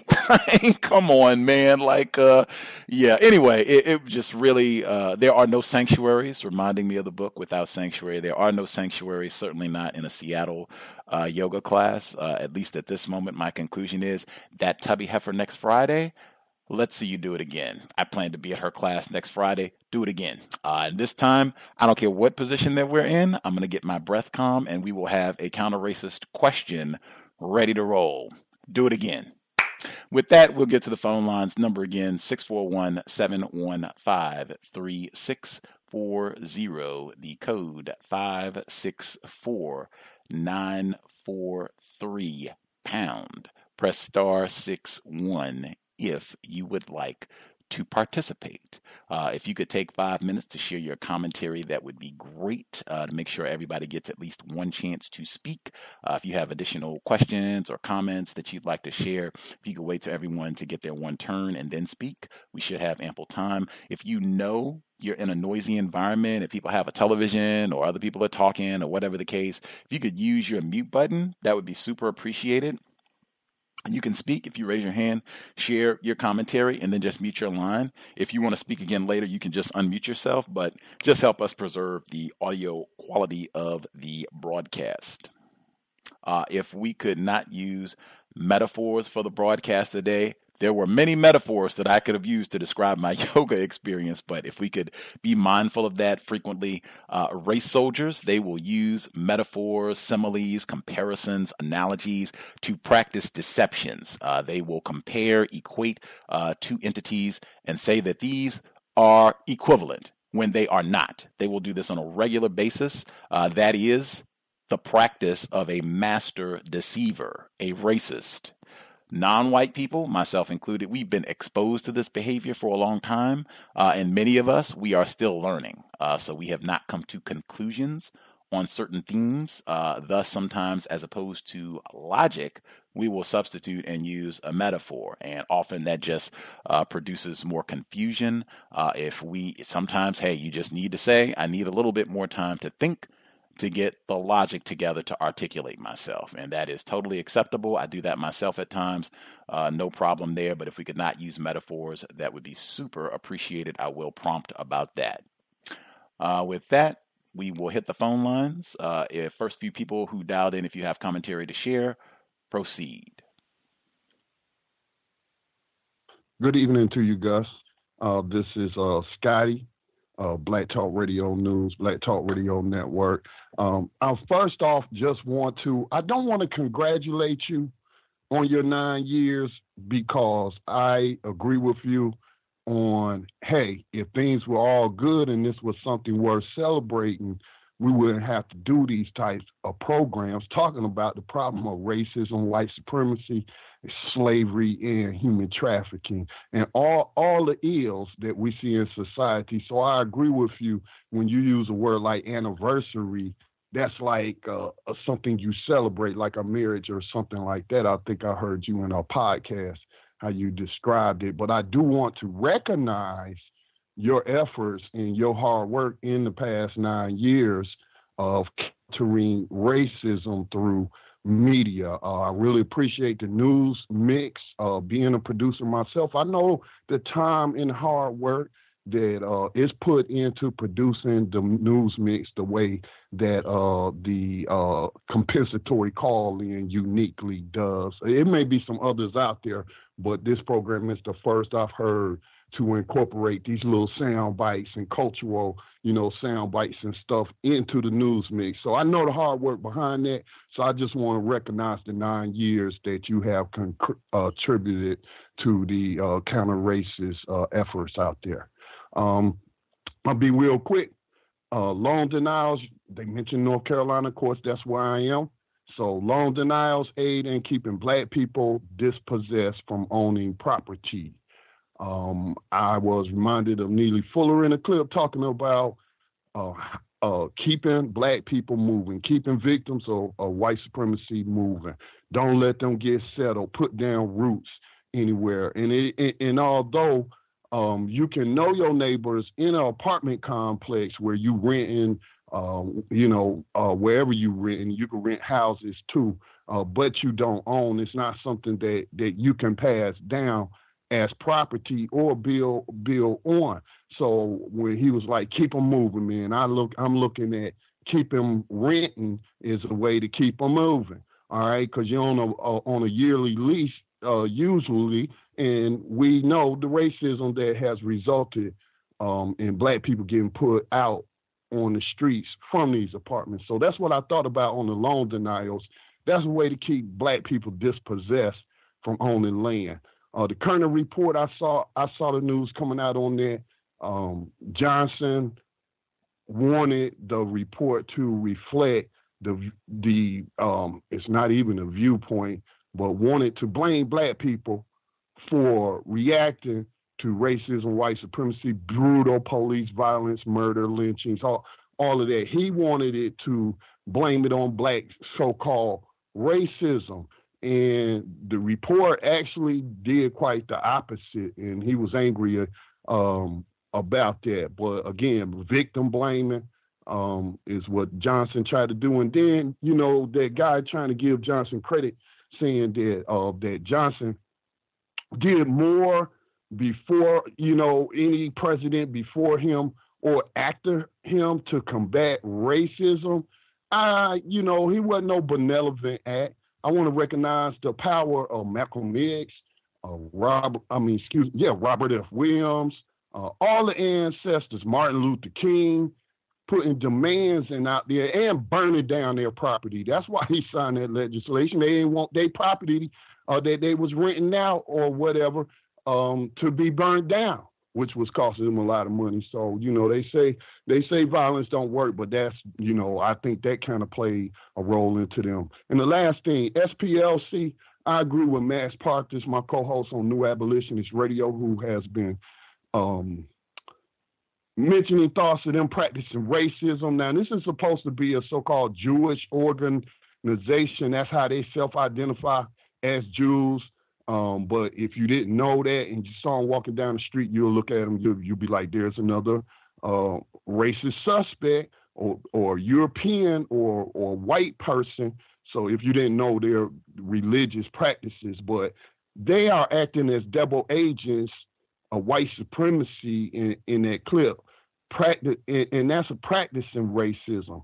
And by them saying that domestic terrorists, white supremacist terrorists have a right to spew the violent rhetoric that can result and has documented, resulted in violence against black people, and to say that that's protected speech. I don't read that in the First Amendment, what they be citing, that it justifies that, because black people and non-white people, and especially if they Muslim, if they make threats online, if they say things like that, they want to kill white people, then, you're a terrorist, you're a BIE.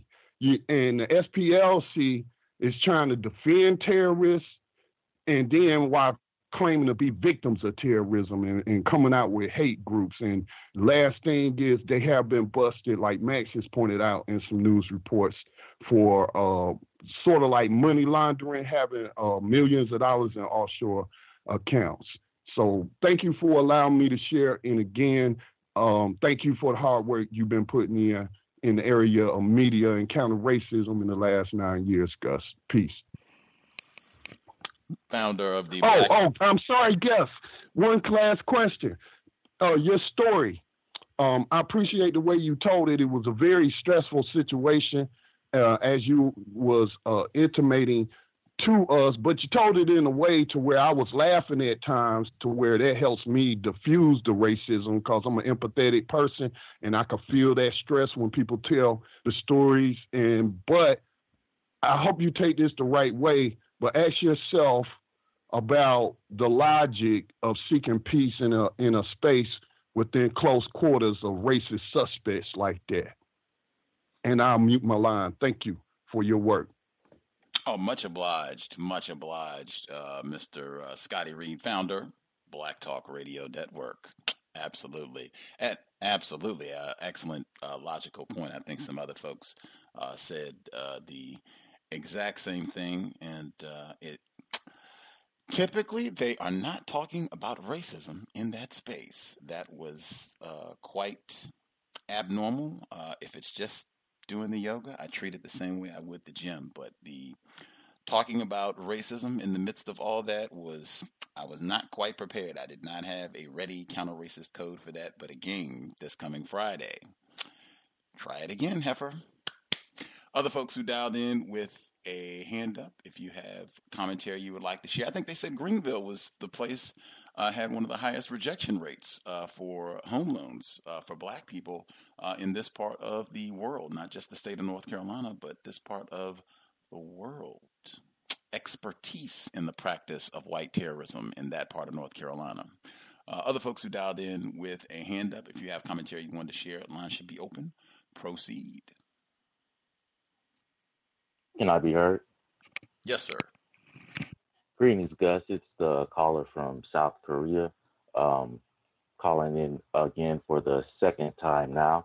I enjoyed it so much the first time, I thought I'd give it another try. Currently, it's 12:42 Sunday afternoon here, and I was just calling to take note of your attempted self-care. I, too, have a lot of hobbies that I try to indulge in an effort to minimize the effects of racism. And a quick story, I recently encountered a racist suspect while on vacation, attempting to get some self-care. I went on vacation with a black female friend, and we decided to go to Vietnam. While there, we were motorbiking, we were taking pictures, eating great food, spring rolls, great, everything was cool. And one day we decided to go to the beach. And I'm a photographer and aerial photographer as well. So she wanted me to take video and pictures of her with my drone that I brought along on the trip. I said, okay, that's cool. I can definitely do that for you. Let's move to an area of the beach where there's not a lot of people, so we're not too disruptive, because the drones can get kind of noisy and loud, and I don't like to fly over people like that. So we go to a secluded area of the beach, and I'm getting great drone shots and pictures, and she's smiling and twirling in the water. And I look up because I like to check my surroundings when flying, because people are interested and they tend to appear behind you looking at your screen along with you, which is fine. as long as I know they're there. And I look up, and there's this white man approaching me, and he seems to be upset. So he's walking kind of briskly towards me, and he's looking up at the drone and looking at my friend and looking at me. Then he just comes up pretty close to me, within, I'd say, 3 feet, and he just yells. He says, "Is that legal? Is that legal?" And I was shocked. And like you said, we should not be surprised in the system of racism, white supremacy, which is global. But I was stunned. He said, "Is that legal?" So at this point, I just decided to ignore him. So I ignored him, and at this point, my drone battery is getting low. So I'm trying to navigate a drone that's in the air and not crash my expensive equipment. I'm trying to protect this black female from this racist suspect, and I'm trying to get this person away from me. So I decide to step away from him. So I scoot a couple of steps back, land the drone very quickly, and then pack my drone up and kind of back away from him. And at this point, I'm still ignoring him. He's still trying to get answers from me about my drone. And he just ends up walking away saying he's going to call the police, which is ironic because the entire time we were there, we didn't see a police officer, which is good. So we just walked away from him. And this was a great segue with my friend leading to racism. So we were able to talk about how I handled the situation and what I could have done better in that situation.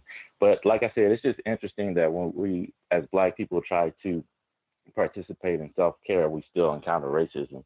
And like you said, there is no sanctuary. You can be in Vietnam, South Korea, America, yoga studio, gym, boxing, whatever. There is no sanctuary from racism, white supremacy, even when indulging in self-care.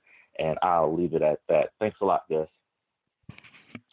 Absolutely. What was in the conversation that you had about what you could have done better in this situation? What were some of the thoughts about what you could have done better?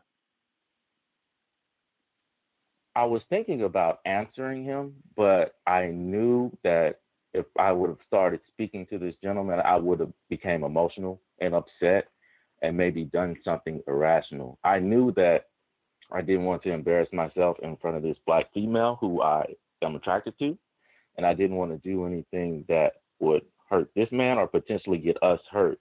So I thought that ignoring him was the best solution. She thought I should have answered his questions, which I really loathe answering questions from white people. And I think it's because if I've been listening to the show for about a year now, and every time I get a question from a white person, I just cringe. Understandable. White people are very dangerous. Absolutely. And sometimes, it can be dangerous if you think you do not have the correct information, or if you think you tell them the truth and, that's going to result in you being harmed. That happens to lots of non-white people all over the world.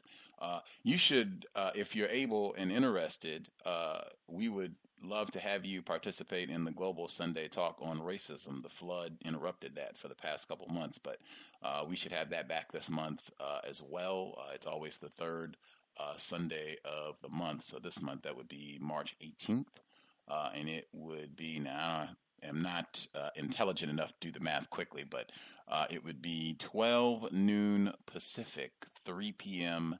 Eastern. So that would probably be sometime like Monday. Oh, that might be like really, really late. I'm guessing that would probably be like very early Monday morning, but I'll do the math on that. That might be around 2 a.m. for me, but I'll try my best to tune in, Gus. Okay, that's might be asking too much, but Global Sunday Talk on Racism will be back. Always good to hear. Always appreciate hearing from folks who are in different parts of the world. Just to remind folks, really emphasize global system and seeing the exact same patterns worldwide and how Black people in particular are terrorized worldwide, and seeing the exact same way that individuals classified as whites function. Other folks with a hand up, if you have commentary you want to share, lines should be open. Proceed.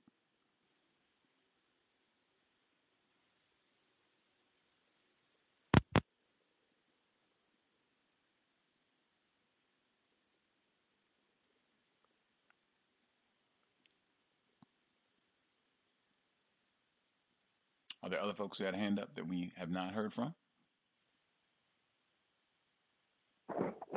Hello, can I be heard?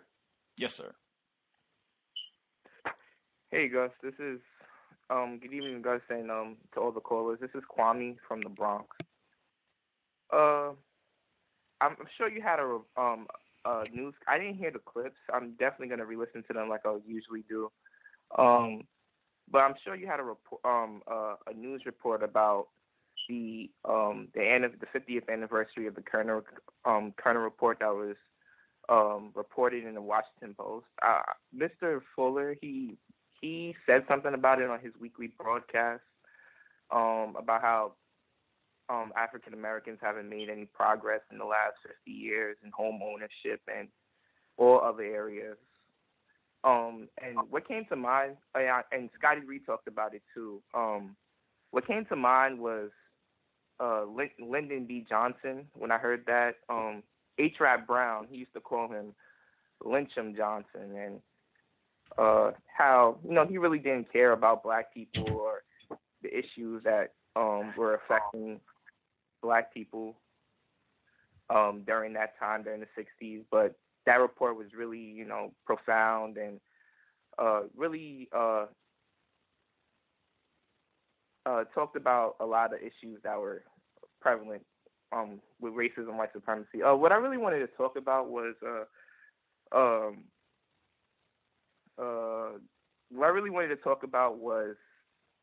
this week. This black male, his name is Safari Samuels. I don't know if he leaked it or not, or if he was hacked or something. But new pictures of his phallus appeared online, and a lot of black females and white females too were talking about this black male and his phallus, and while riding on New York City public transportation this week, I heard even like teenage black females talking about this black male's phallus, and it was just really degrading and very nauseating hearing all this talk on the internet and conversations about this black male and his phallus, and it just reminded me of Dr. Francis Cress Welsing and the Cress theory, how it's all about white genetic annihilation, the focus on the black male and white people's fear of genetic annihilation. And it also brought to mind this James Baldwin quote that I've always remembered, that always stuck with me. The quote is, to be an American Negro male is to be a kind of walking phallic symbol, which means one pays in one's own personality for the sexual insecurities of others. And that's a really profound quote by James Baldwin. And that was really what was on my mind this week. It's like, this black male, he said he wants to be an entertainer, but, now he's just known as just for his phallus. And that's really prevalent in the system of racism, white supremacy, that black males, that we're not known for our intelligence, our intellect, our personalities. A lot of times we just consider just like walking phalluses. And one last thing I wanted to say, 2 weeks ago I attended this Black Student Union meeting at my school on Valentine's Day, and I forgot to share, and I shared that on the cows a couple weeks ago, but what I also forgot to share was I was going through my notes because I take notes while I'm at this meeting. And one quote from this black female that was going on her rant about how much she disliked black males and how black males aren't this, aren't that, how we're, pitiful, pathetic. And one quote that I forgot to share that I took note of, that was really profound that she said was, and I'll end it here, is that she said, "My white friends, my white allies, they get it. Black males, they don't understand. I can't talk to them." And I thought that was really profound. And thank you for letting me share. That's it. That is how effective the system of white supremacy is, has been, continues to be a tremendous obstacle that we have to confront, just being truthful. I was even reminded of that sentence that you gave us at the end reminded me of the in my view, race soldiers at the yoga studio. They might be classified. See, they get it. They get it. I don't know about this Gus T, but those good folks in the yoga studio, they get it. Those are white allies. Other folks who dialed in with a hand up, if you have commentary, line should be open. We did have a listener, parent, specifically.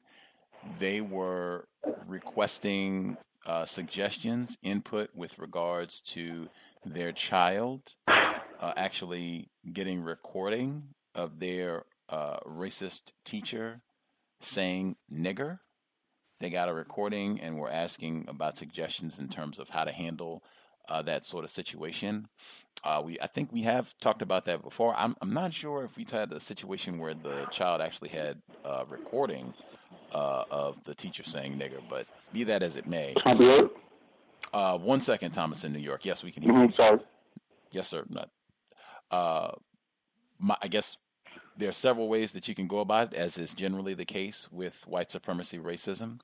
If you already have in mind what you want to happen, if you want, the teacher to be punished, which very unlikely to happen, but if you want the teacher to be punished, or if you want your child to be moved, or, if you already have in mind what you want to happen, that I think can be a good way to go, especially since you have the recording. It's kind of be a bit more difficult to say that this didn't happen, to have a he said, she said, or if it's a female instructor type of a thing.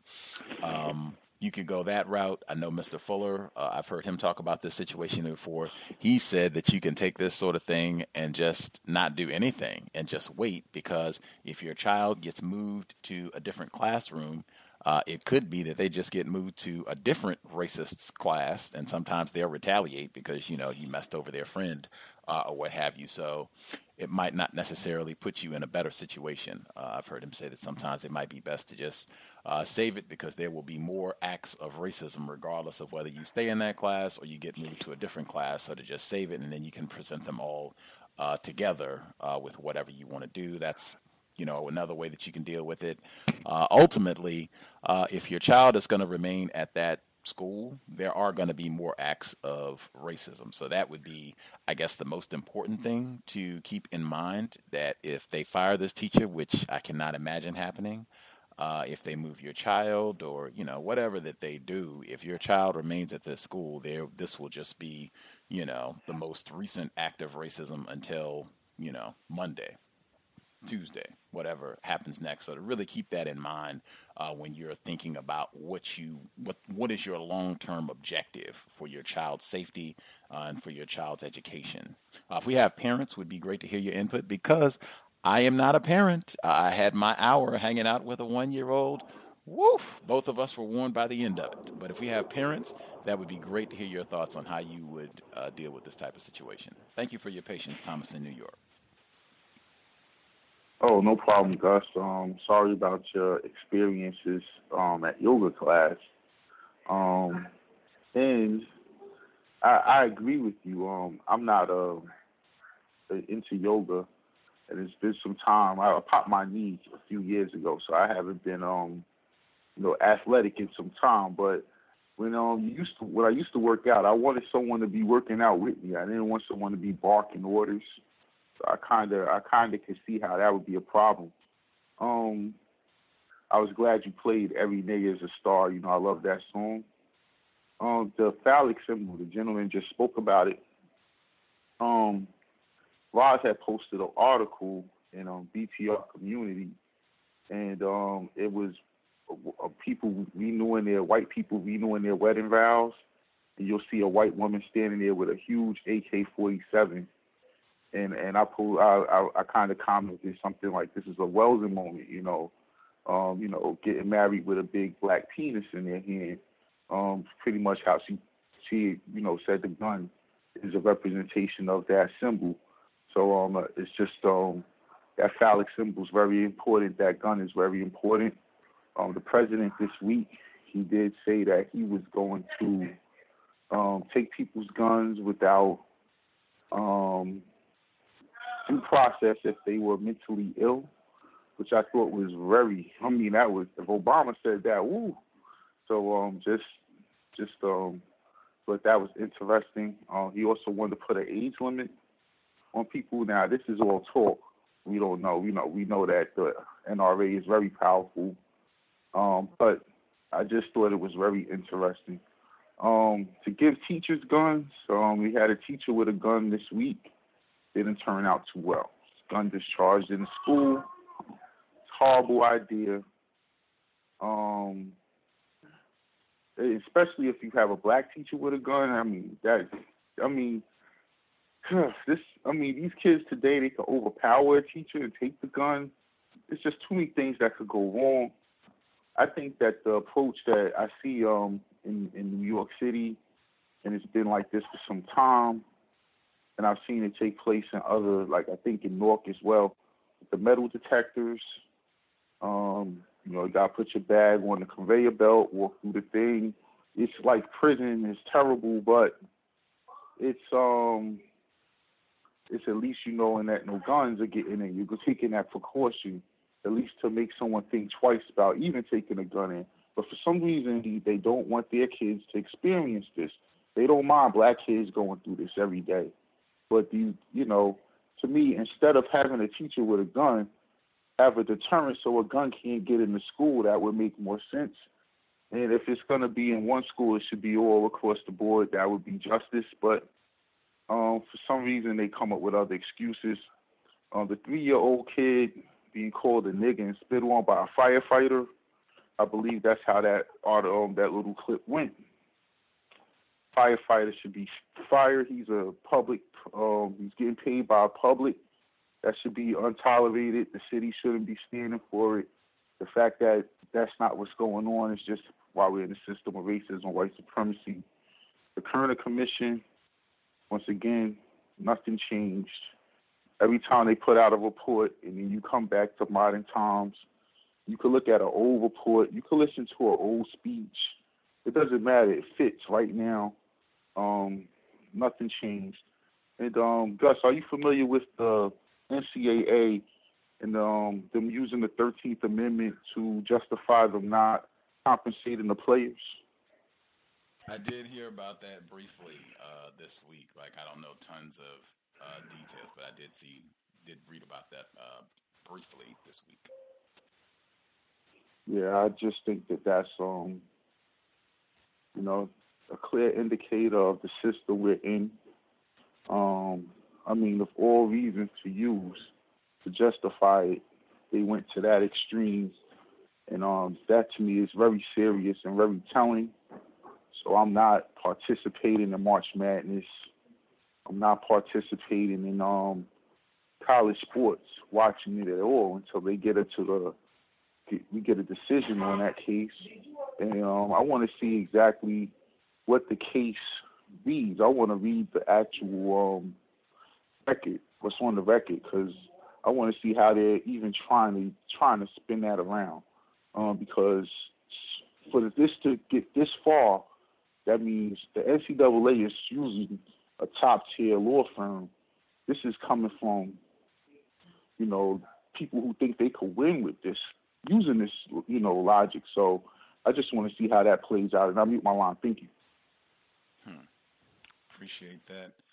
Thomas in New York. And speaking of plantational, Mark Emmert, I believe, is the president of the NCAA, the sports division for college athletics. He's the former president of the University of Washington. I think he gets a pretty hefty salary.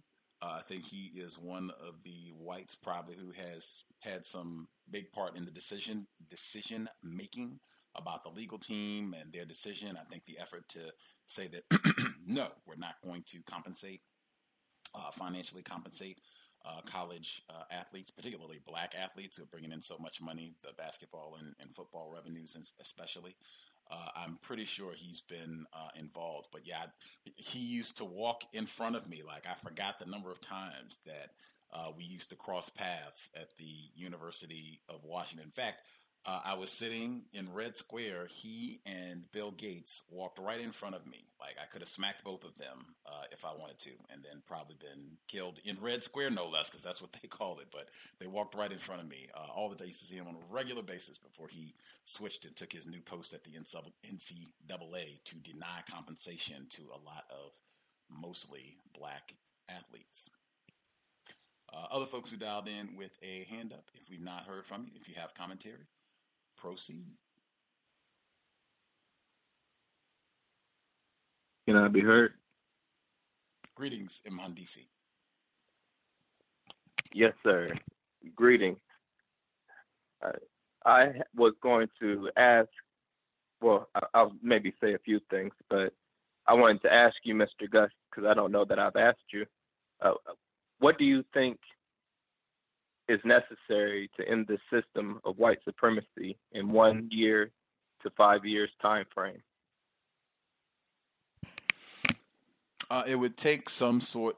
I think it would take some sort of event to get a sizable, not a huge number. When Mr. Fuller talks about a critical mass, I think it would take more people than we have now thinking critically, seriously about this problem with a mind towards a permanent solution. I don't think we have enough black people, non-white people, thinking about this problem seriously, and particularly thinking about this problem with accurate information. It's very hard to solve a problem when you do not have accurate information. And I think the vast number of black people, non-white people on this planet in the known universe who are thinking about the problem of racism, white supremacy, do not have accurate information to begin with. It would take something to get a critical number of those folks with more accurate information, in my opinion. Yes, sir. Thank you. Actually, that's all I wanted to know. I appreciate it. All right, on. Other folks dialed in, if you have a hand up, comments, questions, line should be open. Feel free. May I be heard?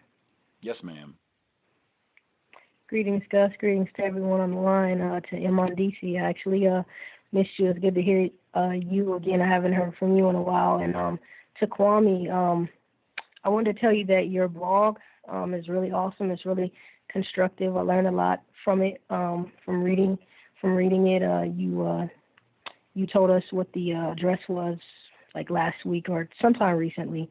I also wanted to say for the females who were, denigrating black men, I would say that I think that I think over time of them being, so-called friends, with these white people, that they've been required to show, I think, a loyalty to them, showing them that, and to prove to them that other black people are not a threat to their friendships with them, and that other black women are not a threat to their relationships with, these white males that they're in relationships with. So I think that's why you see a lot of that.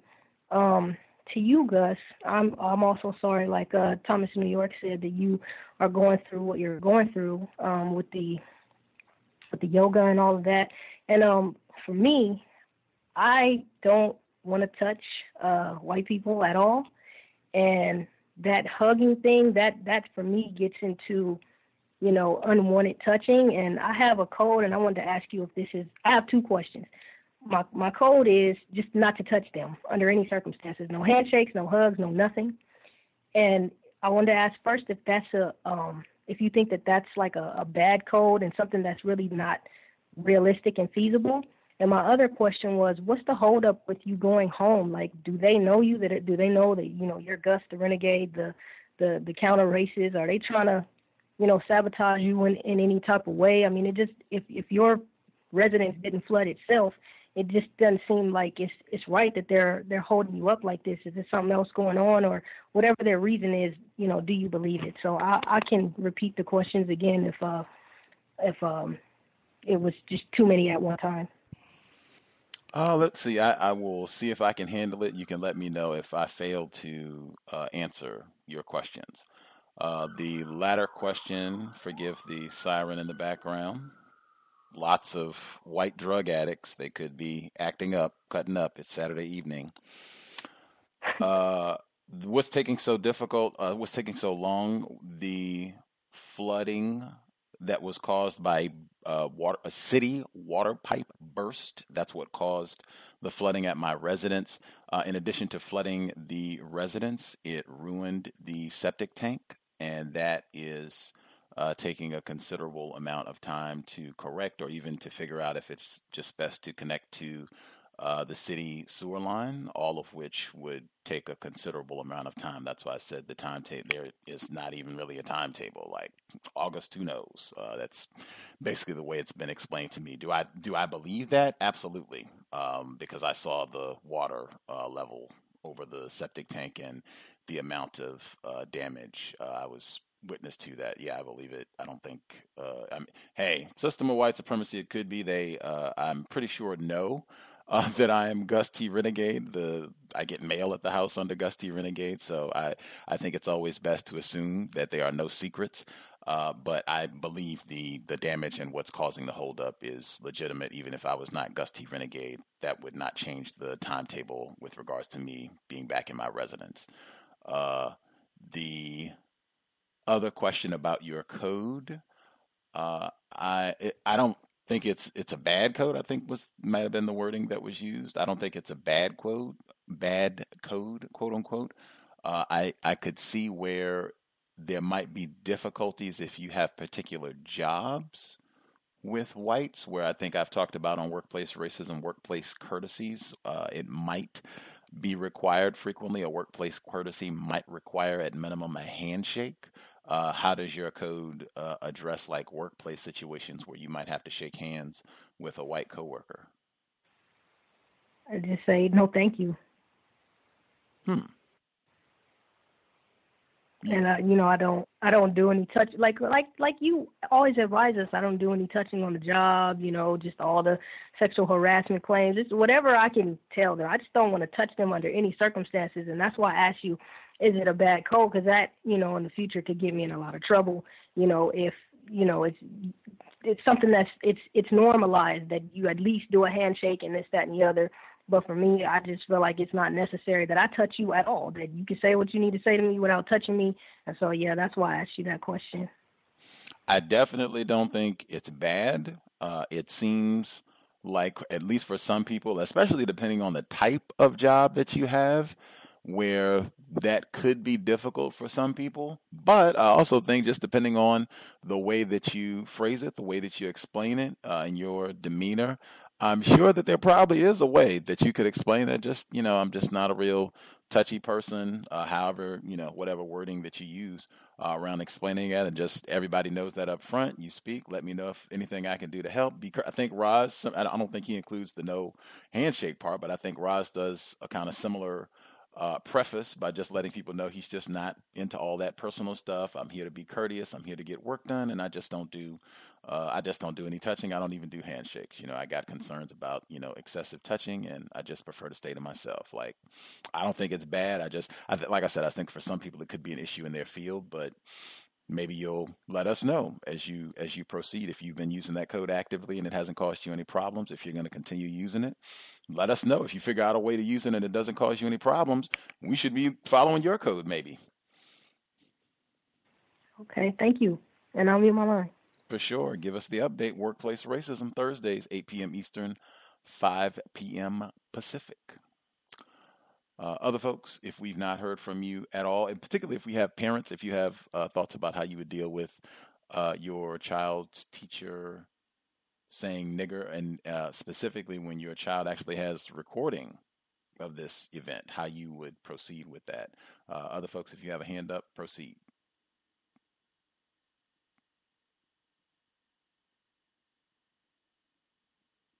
Hello, may I be heard? Yes, ma'am. Greetings, everyone. I know you asked Gus to the female caller who just spoke, but I remember when I first began being introduced to code and what it means to be codified, and I have implemented a similar code, but it's not,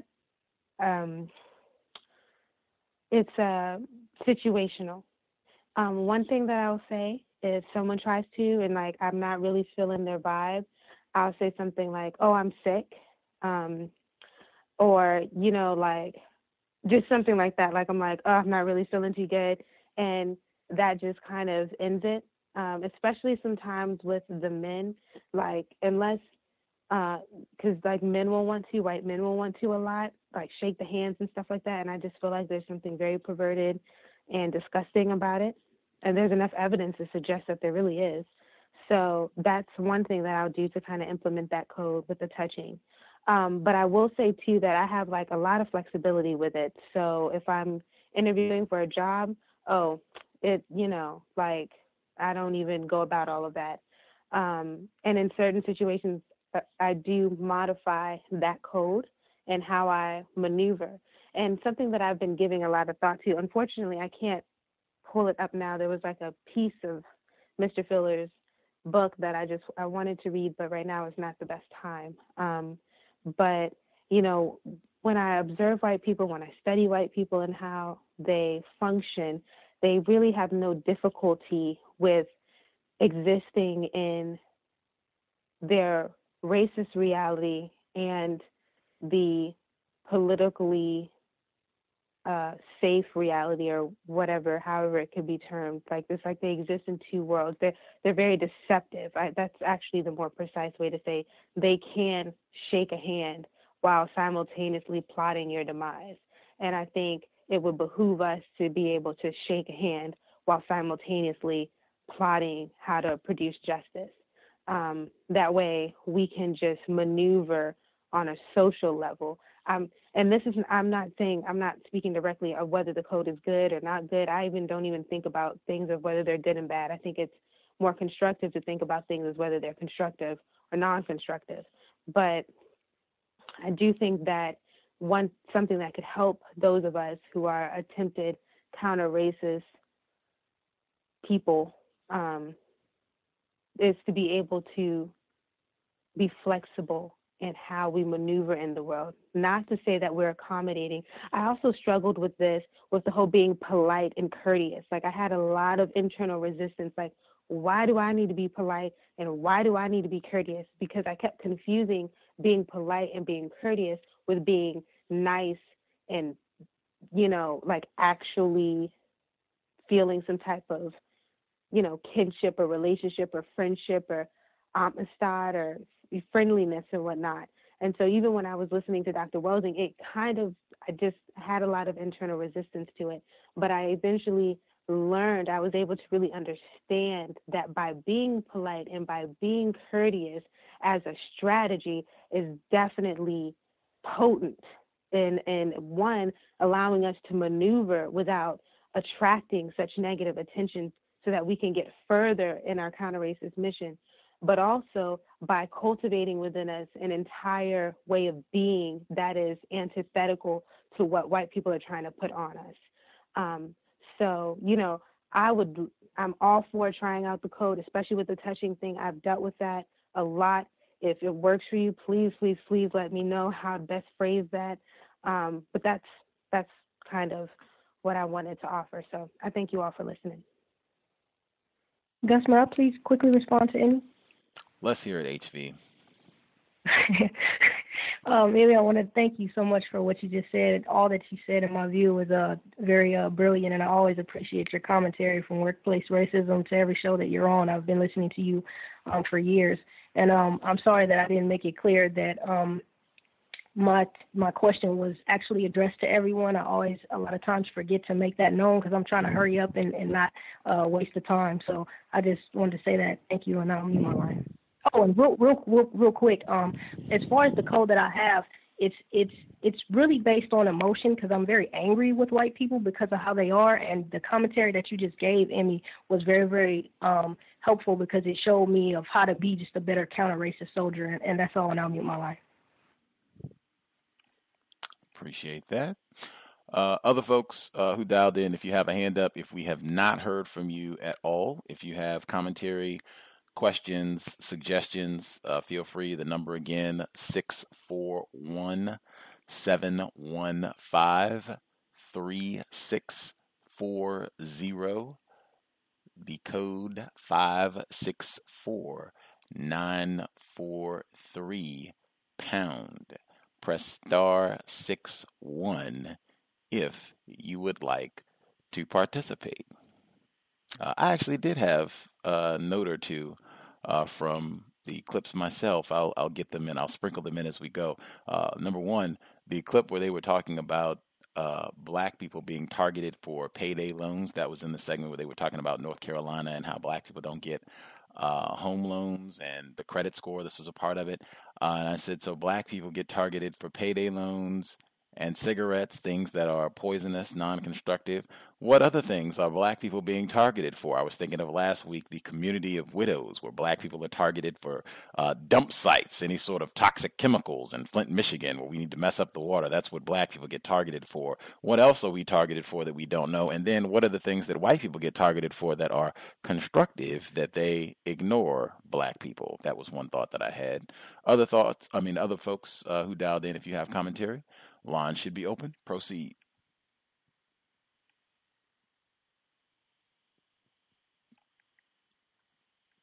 Can I be heard? Yes, ma'am. Hi, this is the caller from Wisconsin.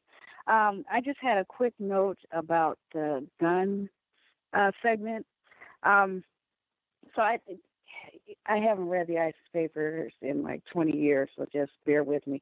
But I had one of those sort of wealthy moments at my job maybe a couple of years ago. I was working with an admitted white nationalist, and he was telling me about how he had over 200 guns at his house. He said that he was using them as a retirement fund. So I just wanted to put that note out there. Interestingly enough, he also said that he had a Sudanese best friend, and his niece was married to a black man that he hung out with regularly.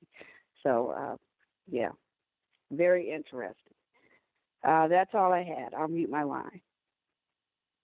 Insert cowbell. How fascinating. I would love to hear Dr. Welsing's commentary on that, just the stockpiling and white genetic annihilation and her equating the firearm with the phallus mentioned earlier. But yeah, I would love to hear Dr. Welsing's commentary on that. I'm sure she's addressed it before in the archives. If not on this broadcast, the Welsing Institute, she left so much material for us to study, and some of that is in the ISIS papers itself.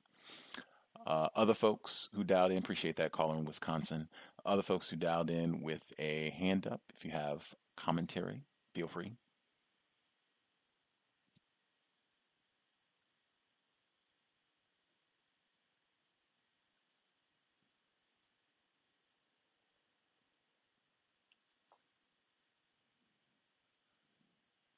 We miss folks. Seemed like there were hands from folks that we had not heard from. Did we miss any folks?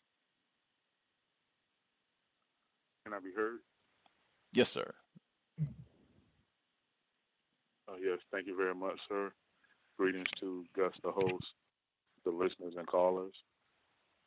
I think it was that segment where the black child got spat on and called I guess they said a racial slur.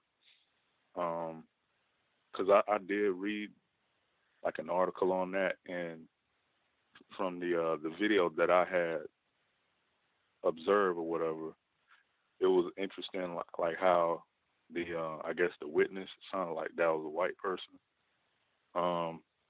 He was saying like how the firefighter guy, like when the police showed up,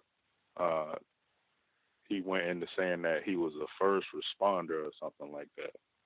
You know, basically trying to mitigate the racist criminal act he engaged in. So, you know, another thing to that point, the way you mentioned, you know, they, you know, can be ignorant because they're trying to make it seem like, hey, since I'm a white person, I can just use any of the various titles, or librarian or firefighter or teacher or something, and you can apply that to him being a white person. You know, another white person will find that more credible, even when you have a child involved that's being mistreated. So, this guy apparently didn't want to have his identity revealed, the white person that was at the restaurant. So this is another of the multitude of examples of how very intelligent racists are when it comes to the practicing of racism. And that was another story where I had saw a couple of weeks ago. It was this kid over in I believe Portland, and he had just gotten to high school. Okay, he was on the basketball team, so he was saying how his two, what he called his white friends, his white buddies, those two of them, they got taken off for the team, or they was just suspended for a couple of days because they took his picture, and there was this practicing racism. They made this image where they did a Google search for the word nigger, and they had his face on the image portion of Google, very calculated, very very masterful on how they're doing this. And it can't be no ignorance. You going to that depth, it's how can you put something like that together? Black people aren't doing stuff like this. And the guy, the kid, he was like, hey man, I went and I stayed to these people's house. He, what they call it, a sleepover. He went to have sleepovers with them, and he's been friends with them since the fourth grade. And he was just telling them hey, they shouldn't be on the team. I mean, he was laid back about it, but they hadn't really suspended the two teenagers or whatever. So I guess they're still going to be allowed to come back on the team. And for that guy who was talking about the so-called hate groups, I believe over in California, was there a name for that group? He said that they wanted to be kind of anonymous. They don't want to really be out in the open or more overt. Gus, was it a name for that group? That was the one in Washington State, where he said they were being more anonymous. If you give me a second or two, I'll pull up the exact name because it was kind of unusual. And it was it was interesting how he was, I guess it was the person that was doing the report, how he kept describing white supremacists as, they just wearing these khakis and they have their hair done a certain kind of way, or they have on this shirt or that shirt. And see, once again, they want you to think that, hey, pretty soon you got to watch for the white person that's wearing Nike shoes and a backpack. But, not to be metaphorical, but it's they're controlling how they want the races to be, perceived. This is what you need to look for. And I also haven't heard anything of Richard Spencer lately, but other than that, that's all I had to share, and thanks for allowing me to speak. Indeed. Adam Waffen is the name of the group. Adam, A-T-O-M, Waffen, W-A-F-F-E-N. Adam Waffen is the name of the group, and that's in Washington State. And A.C. Thompson did a report on them for 9 years of the Context of White Supremacy. A.C. Thompson was a guest on this program, 2009. In my opinion, his most important piece of journalism, also about white supremacy racism, his report on the white vigilante violence after Hurricane Katrina and the levee failures in 2005. His report came out in 2009, 2008 or so. But he was on the cows 2009, Mr. A.C. Thompson. Also wanted to get in really quick.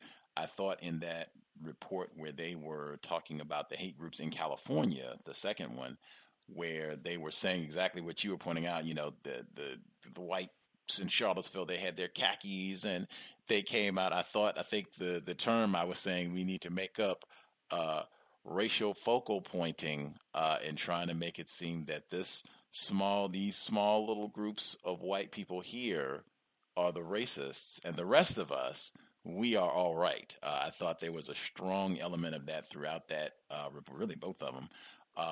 And particularly, he continued in that second report that where they were talking about California, where they said, well, hey, you know what we need to do? We need to speak up. You know, we need to let these racists, we need to let them know that we are about American values and we reject what they stand for.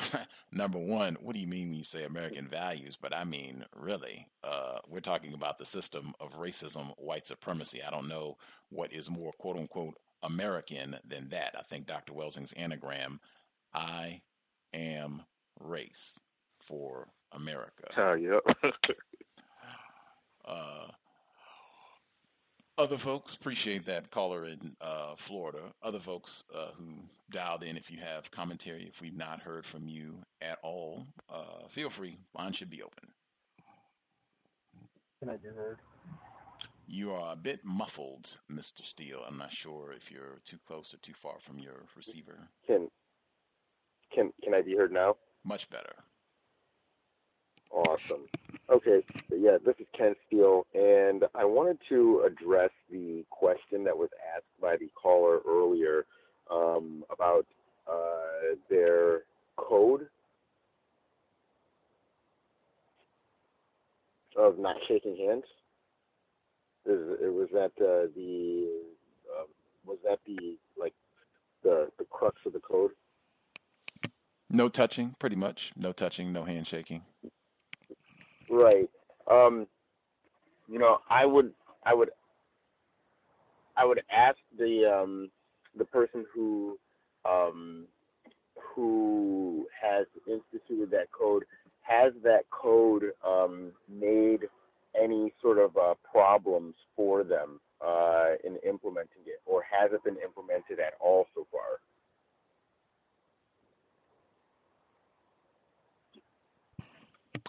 Are you with Hello? us? Yes, I was seeing if she's with us. Are you with us, HV, to respond? I think when I asked her, she said she's been doing this. She hasn't had any problems thus far. She just says so. Unless I'm just totally victimized and my memory is gone. But I think I did ask her that. I think she said thus far she hasn't had any problems, that she has been implementing this, and just saying that she just doesn't do touching and what have you. If you're with us, HV, you can tell me to shut up, and you can set the record straight if I'm speaking incorrectly.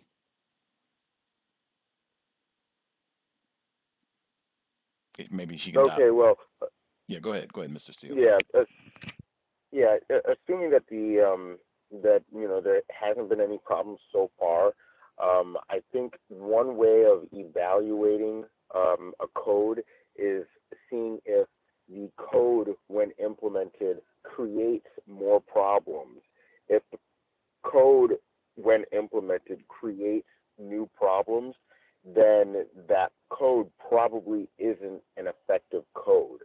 One of the, the points that Neely Fuller tries to make in the United Independent Compensatory Code is that all of the codes should be able to solve problems without creating new ones. So that's where you get the whole notion of practicing courtesy and showing respect even to people that you may have contempt for. If you pay attention to some of the more effective suspected white supremacists, they are able to say things like, I have black friends, I have a black spouse, I have I have several pictures with black people. They're able to operate in ways where they're able to retain their code and their ability to function, even in spaces where there is heavy exposure to non-white people. And I think that is where they are practicing I think that's one way that they practice racism very effectively is their ability to be racist, be white people, even when they are getting heavy influences from non-white people, even when they're in close enough proximity to be touched. Also, one thing that I've noticed, I don't know if anybody else has noticed this, and if any other callers have noticed this, feel free to add your thoughts. But there's been an increase, a marked increase in the number of suspected white supremacists using the video function and the picture sharing functions on Facebook to attract black people to their platforms by showcasing rather extreme characters on the other end of their political spectrum. So I've been noticing characters like Ben Shapiro. They'll have, I think there was one clip that went viral, this might be even a few years back, where Ben Shapiro argues down a feminist. And I noticed a number of victims of racism sharing this clip. There's also the suspected white supremacist tactic of deflecting to the abortion issue when issues of racism are being addressed. This is another way that they use to kind of ingratiate victims of racism to their cause.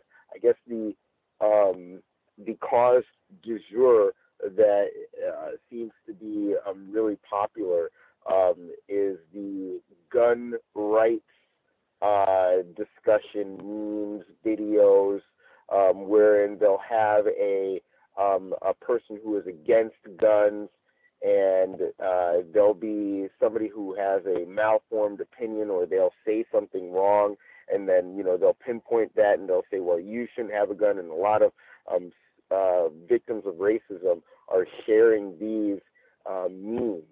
I just want to say, the Mark Dices, the Alec Joneses, the Ben Shapiros, they are using these videos to convince you to think along their line of logic. And that is eventually going to lead you to a very openly white supremacist line of thinking that does not put you to an advantage, but you, having been massaged into this line of logic, will not be able to discern, what is correct and what is incorrect. So I just want to caution victims of racism that are on the internet, that are on these social networks. Be very mindful of them using issues like the transgender issue, like the abortion issue, like the gun issue. These are wedge issues where they can attempt to strip any evidence of their racist logic, and then get you to think that these people disseminating these opinions and talking points are credible sources of information and logic. Just be mindful that that is what they're up to, and don't fall for it at all. Thank you so much. I will mute my line at this time. Appreciate that, Mr. Steele, and always appreciate logic with regards to workplace racism. We should all certainly be following logic when it comes to how we're solving problems on the job, and that should be, I think, an essential aspect of workplace counter-racism, solving problems without creating new problems. Again, if HV is here to let us know, just to confirm if she is in fact applying the no-touch code already, and can confirm that thus far it has not produced any problems to her knowledge. If we missed anybody completely, you should go ahead and speak up. We have less than a half hour left in the program. Another note that I wanted to make sure I got in, there was a reason that I played that report from the BBC with regards to the Nigerian painting that just sold for a lot of money in London. In that report, they said that this painting was taken from the embassy in Nigeria about 40 years ago and brought back to London. And they didn't name the person who did this, but they said what they think happened is that the person didn't realize that this was an original painting when they bought it and took it back to London, and they didn't realize, or it disappeared or whatever, but it's in London and just was sold. Now, I'm speculating here that a white person did this and brought this painting back to London, and that white people are the ones who just got all of this money from the sale of this painting. In my view, that is an act of racism, white supremacy, massive theft. And whites do this sort of thing all the time. And again, the language, where you just leave out details where it's maybe the person did this on purpose. Maybe they knew that this was a really popular painting that was probably then worth a good amount of money. And I mean, whites, they brag about their big art collections and making a lot of money. So maybe they knew, hey, I can do this and hook up. We can do some generational white terrorism, some generational theft. They do that sort of thing all the time, and then they come back and compound that and add to the crime with the language that erases the original act of white supremacy, white terrorism. Any folks that we've not heard from at all? If you have a hand up, if you have commentary, proceed. Gus, should I go ahead and answer the question now? Yeah, because you can probably do that quickly. Okay. I just wanted to say yes. I have implemented it. I haven't had anyone try to hug me or touch me since implementing that. However, what has happened is that people that I used to hug in social settings and things like that, they noticed a difference where I wasn't doing any of that, and they became immediately alarmed and started asking me what's wrong and a bunch of questions and things like that. But in terms of like being fired from a job or anything, beyond what I just said, I haven't had any problems as of yet. So I'll mute my line. Workplace Racism, Thursdays, 8 p.m. Eastern, 5 p.m. Pacific. Any folks that we missed completely have commentary? Can I be heard? Greetings, Roz. Greetings to you guys. Greetings to the other callers and listeners. There was two things I wanted to touch on. The first thing had to do with what the previous caller brought up about their code, as well as Emmy. I wanted to start with a brief article that I think will kind of lead into my commentary on that. So this is from BlackThen.com, the lynching of Edward Coy, torched by his white sweetheart. Edward Coy was a 32-year-old African-American man who was burned at the stake in Texarkana, Miller County, before a crowd of approximately 1,000 people. Journalist Ida B. Wells and prominent anti-lynching crusader from Memphis, Tennessee, described Coy's murder as one of the most shocking and repulsive in the history of lynching. Coy, described by the media as quote-unquote mulatto, was charged with a crime from which the laws provide adequate punishment. He was charged with assaulting Miss Julia Henry Jewell, a white woman. A mob pronounced him guilty, strapped him to a tree, chipped the flesh from his body, poured coal over him, and set him on fire. Coal oil, over him and then set on fire. At that time, the New York Times reported Jewell was attacked and raped by a Negro, quote unquote, who visited her house to sell hogs to her husband. The man allegedly attacked her husband, left home, and went out of town. Mobs scoured Texarkana, searched for the suspect. 2 black men were apprehended, but those 2 were declared innocent by Julia Jewell. During the search, it was learned that the suspect being sought was named Ed Coy. It was believed that Coy had fled northwards towards Little River County, Arkansas. Another suspect was arrested and brought before Jewell, who, quote-unquote, pronounced him not the man, although the hat and clothes he wore looked exactly like those of her assailant, unquote. The prisoner explained the clothing by saying that, quote, he and Coy had been together on Sunday and Monday, that at the latter's request, they had swapped clothes. Coy said that they were after him for some minor offense, unquote. The next morning, farmer W.B. Scott, who lived just 5 miles outside of Texarkana, found Ed Coy and held him until a posse led by Noah Sanderson arrived and took possession of Coy. The posse, consisting of about 50 mounted guards, quote, attended the prisoner to town, arriving about 9 o'clock, unquote. Jewell identified Coy as the man who attacked her. By 2 p.m., the decision had been made to hang Coy. A crowd of 1,000 marched Coy to Iron Mountain Roadhouse. The crowd yelled, "Burn him, burn him." Julia Jewell was given a torch. She looked at Coy, looked at the torch, and seemed to falter until a person in the crowd yelled, "Burn him." She applied the torch, and the crowd watched Coy burn alive. Coy contended right up until his death that he and Jewel were lovers by, quote, mutual desire and consent, unquote. As she applied the torch to his oil-soaked body, he turned to her and asked her how she could burn him after they had been, quote, unquote, sweethearts for so long. And therein lies the one of the practices that white people do. That's where they use courtesy and niceness to disarm black people psychologically. And these are the types of things that can happen. That's why I always say that when I use the term white female, I always spell it FEE-MALE, because when you mess with a white female in any capacity, they're going to make you pay. It could be with your life. It could be with going into slavery on the prison plantation, the destruction of your character and reputation, but they're going to make you pay. Now, Dr. Ben used to tell us stories about with the Italian invasion in Ethiopia when that he knew about, being that he was born there, and that the Ethiopian women, to avoid being raped by the Italian soldiers, would jump off of cliffs, screaming the name of Yahweh on their way down to their deaths. And in certain parts of East Africa, there were stories where African women would actually play the role of trying to sexually satisfy Arab invaders, and when getting them in the bedroom, they would slit their throats. So there is different ways that being courteous can be used to disarm white people the way that they disarm us, because it's not in our character to be facetious and murderous. We don't tend to think of things that way, but you can always get past people's defenses by being more courteous and seemingly quote unquote nice.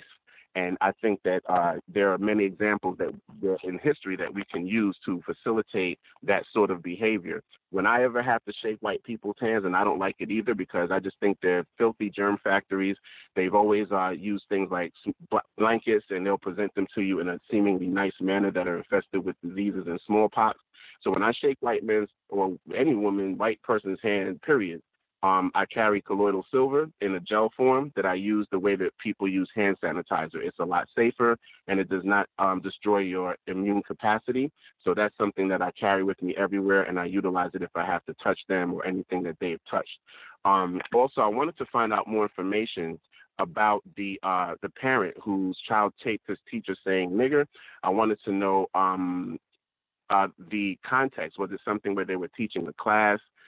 Let's say a history class on slavery, and that's the context in which it came. Was he actually using it against the child as far as on a personal level, calling that child out of their name?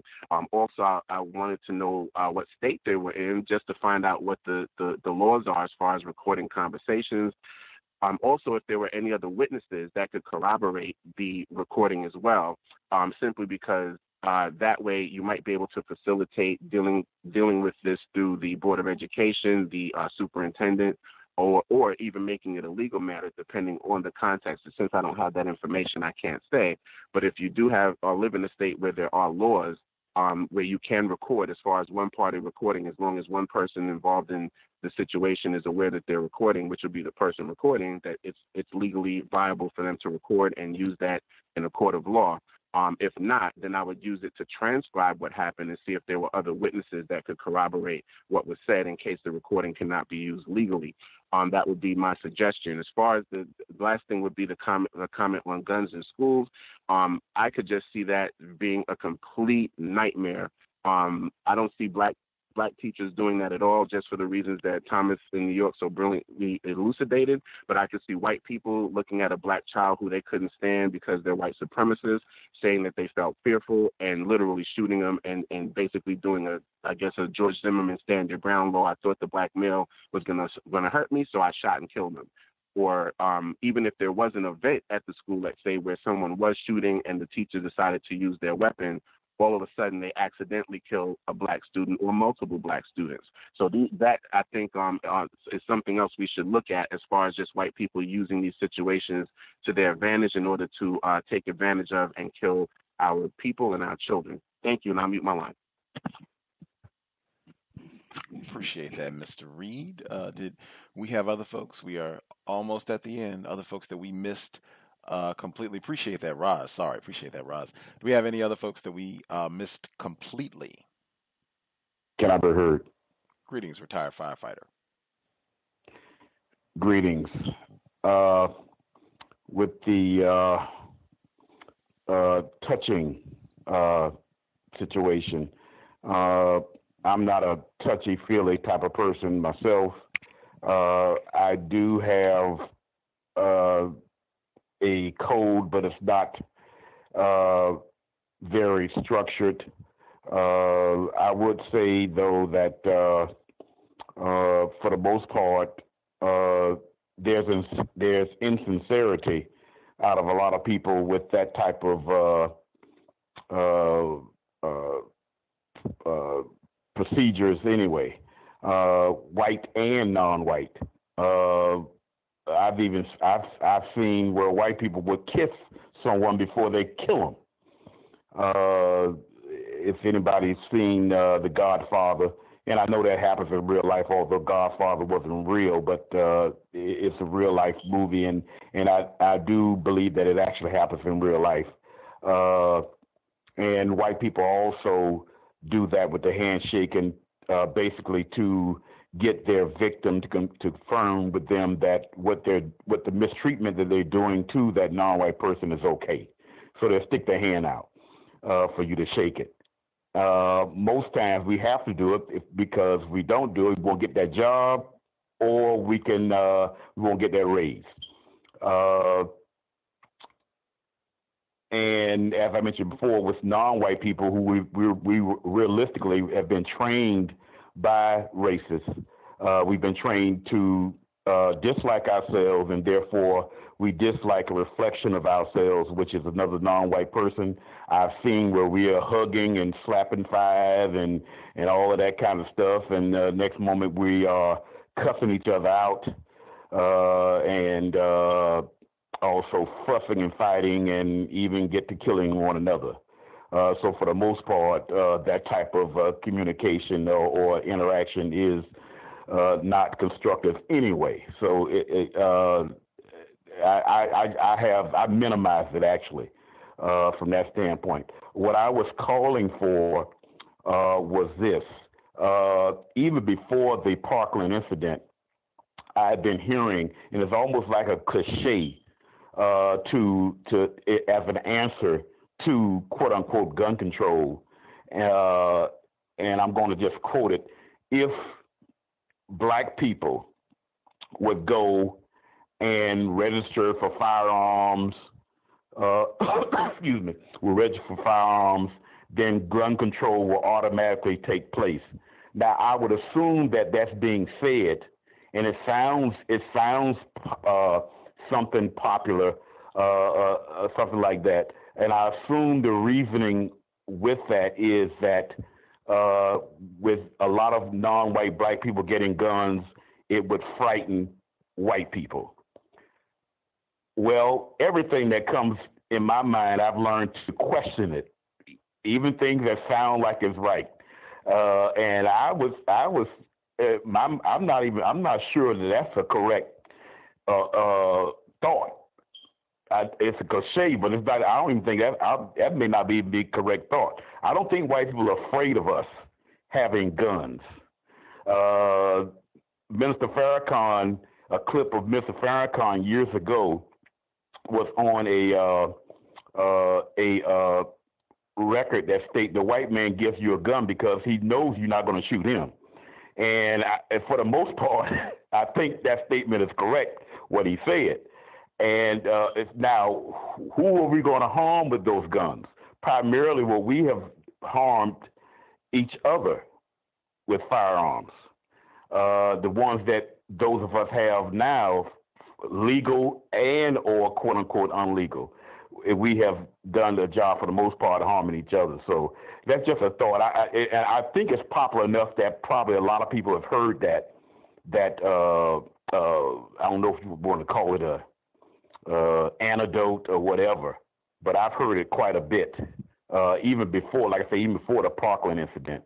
It's just a thought of mine, and I really needed to be able to say it at the beginning of the program, so maybe listeners can kind of like deal with it. But anyway, I said it anyway, and that's all I have to say. Thank you. Appreciate that, retired firefighter. Is there anybody that we missed completely who had a hand up, who had commentary that we've not heard from at all? Anybody we missed completely?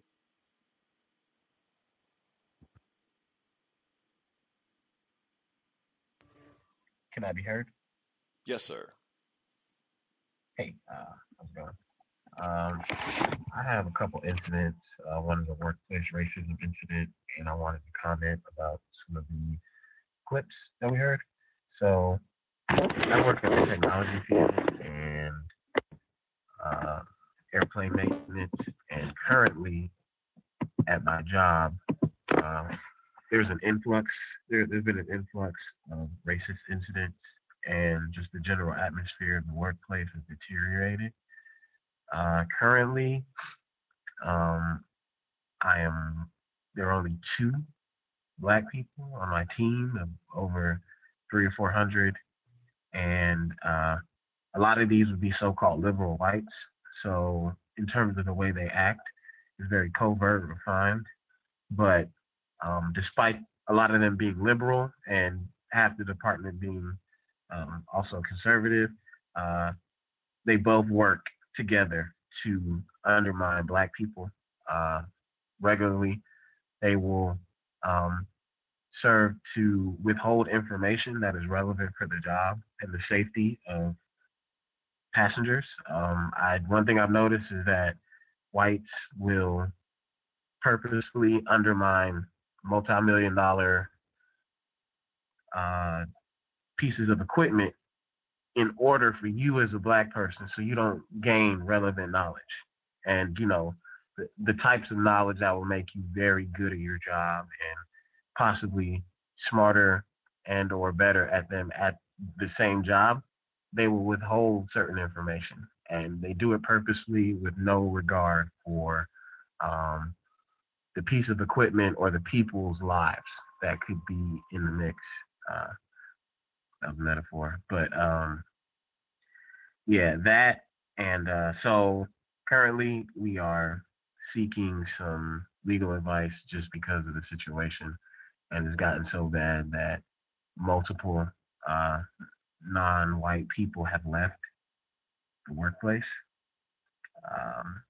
And they're losing senior level non-whites, people who hold relevant positions, and without that manpower, there's definitely a drop in quality.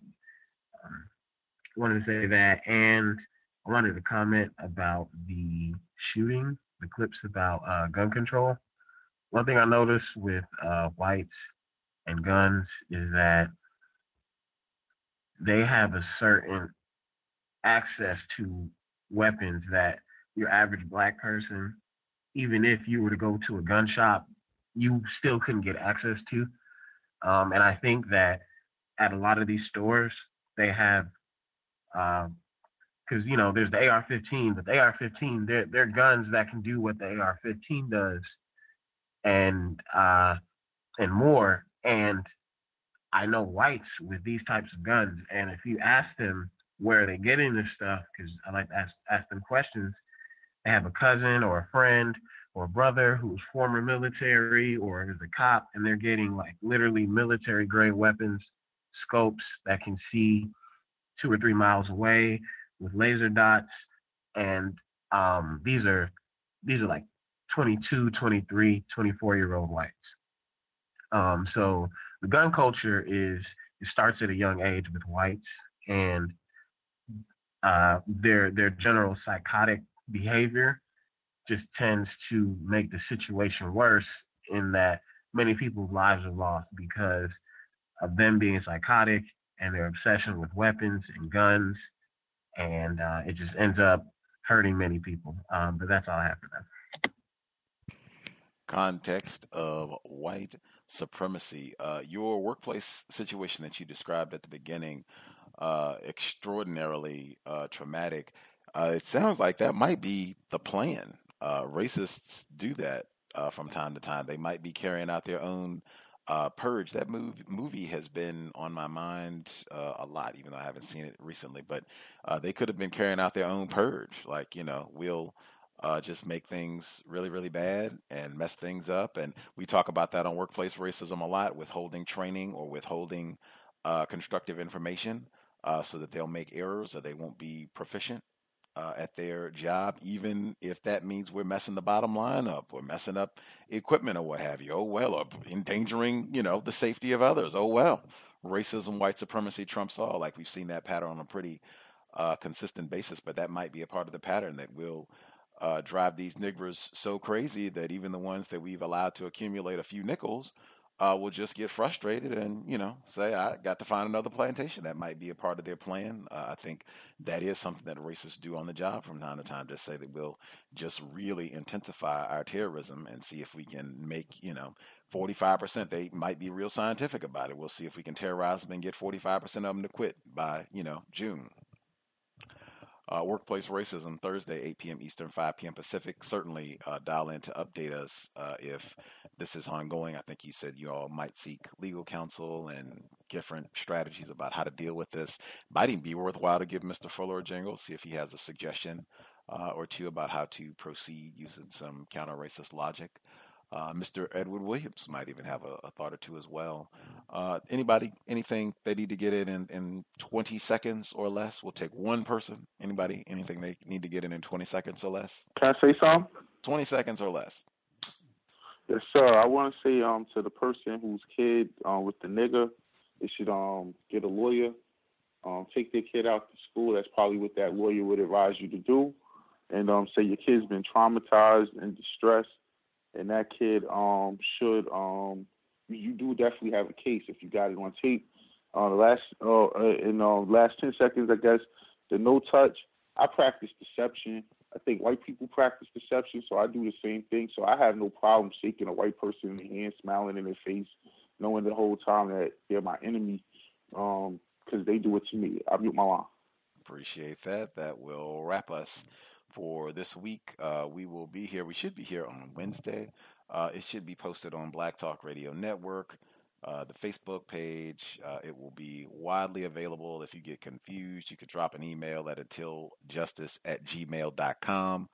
untiljustice@gmail.com. Hopefully the iTunes feed will update, but certainly today's broadcast and all the other broadcasts from this week, it's available at SoundCloud, Black Talk Radio Network, and other outlets, but hopefully iTunes will load and it'll be available all the places that it normally is. With that, if you have questions, guest suggestions, input, thoughts, gripes, drop an email untiljustice@gmail.com. If it's workplace racism, I'd prefer if you do an email, just because Facebook, it's easier for me to organize messages via Gmail.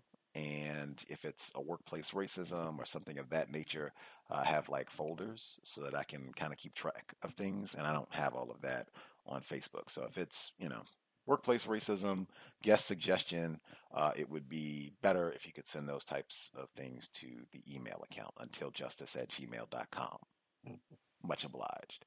I will post on Facebook tomorrow for the upcoming book. I think I've made a decision, but I will sleep on it one night and we'll be ready to roll. Book club will be back this Friday. With that, I will certainly encourage sobriety would be best. I think we heard in the sound clip that the sheriff's daughter was caught. She made some sort of social media post where she, I think, self-referenced, calling herself a nigger, I think, in the post, and people were saying she should be reprimanded and what have you. What stood out to me in that clip was, beyond her calling herself a nigger, was that they said she had a DWI, but she still got a job working at the police department. I think for a whole lot of black people, we would not have the same outcome. DWI might be the end of our, any sort of having a great career, getting a DWI and everything that might entail for a black person. Sobriety would be best. Race soldiers, they have done a lot of damage against non-white people when we are under the influence and not able to think correctly. Dr. Welsing, Dr. Cambon, Dr. Ben, I think many of the folks that we revere, they would strongly encourage, hey, let's leave all of those narcotics, poisons alone. Let's preserve our brain computer so we can make the best possible decisions to solve this problem immediately. You do not want to be in a vehicle with Daniel Holtzclaw, any other race soldier, the day that they pull you over, and have that be the time that you are under the influence, driver or passenger, even as a pedestrian. That said, Creator, we ask that you help us remain patient with other Black people, victims of white supremacy. We ask that you help us remain patient with ourselves. Remind us to demonstrate the highest levels of Black self-respect at all times, in all places, each and every time we are in contact with another Black person. It has been time. Replace white supremacy with justice immediately. Cows signing out. Thanks all for tuning in.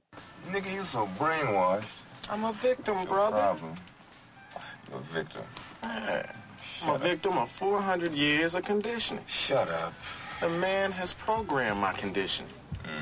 Even my conditioning has been conditioned.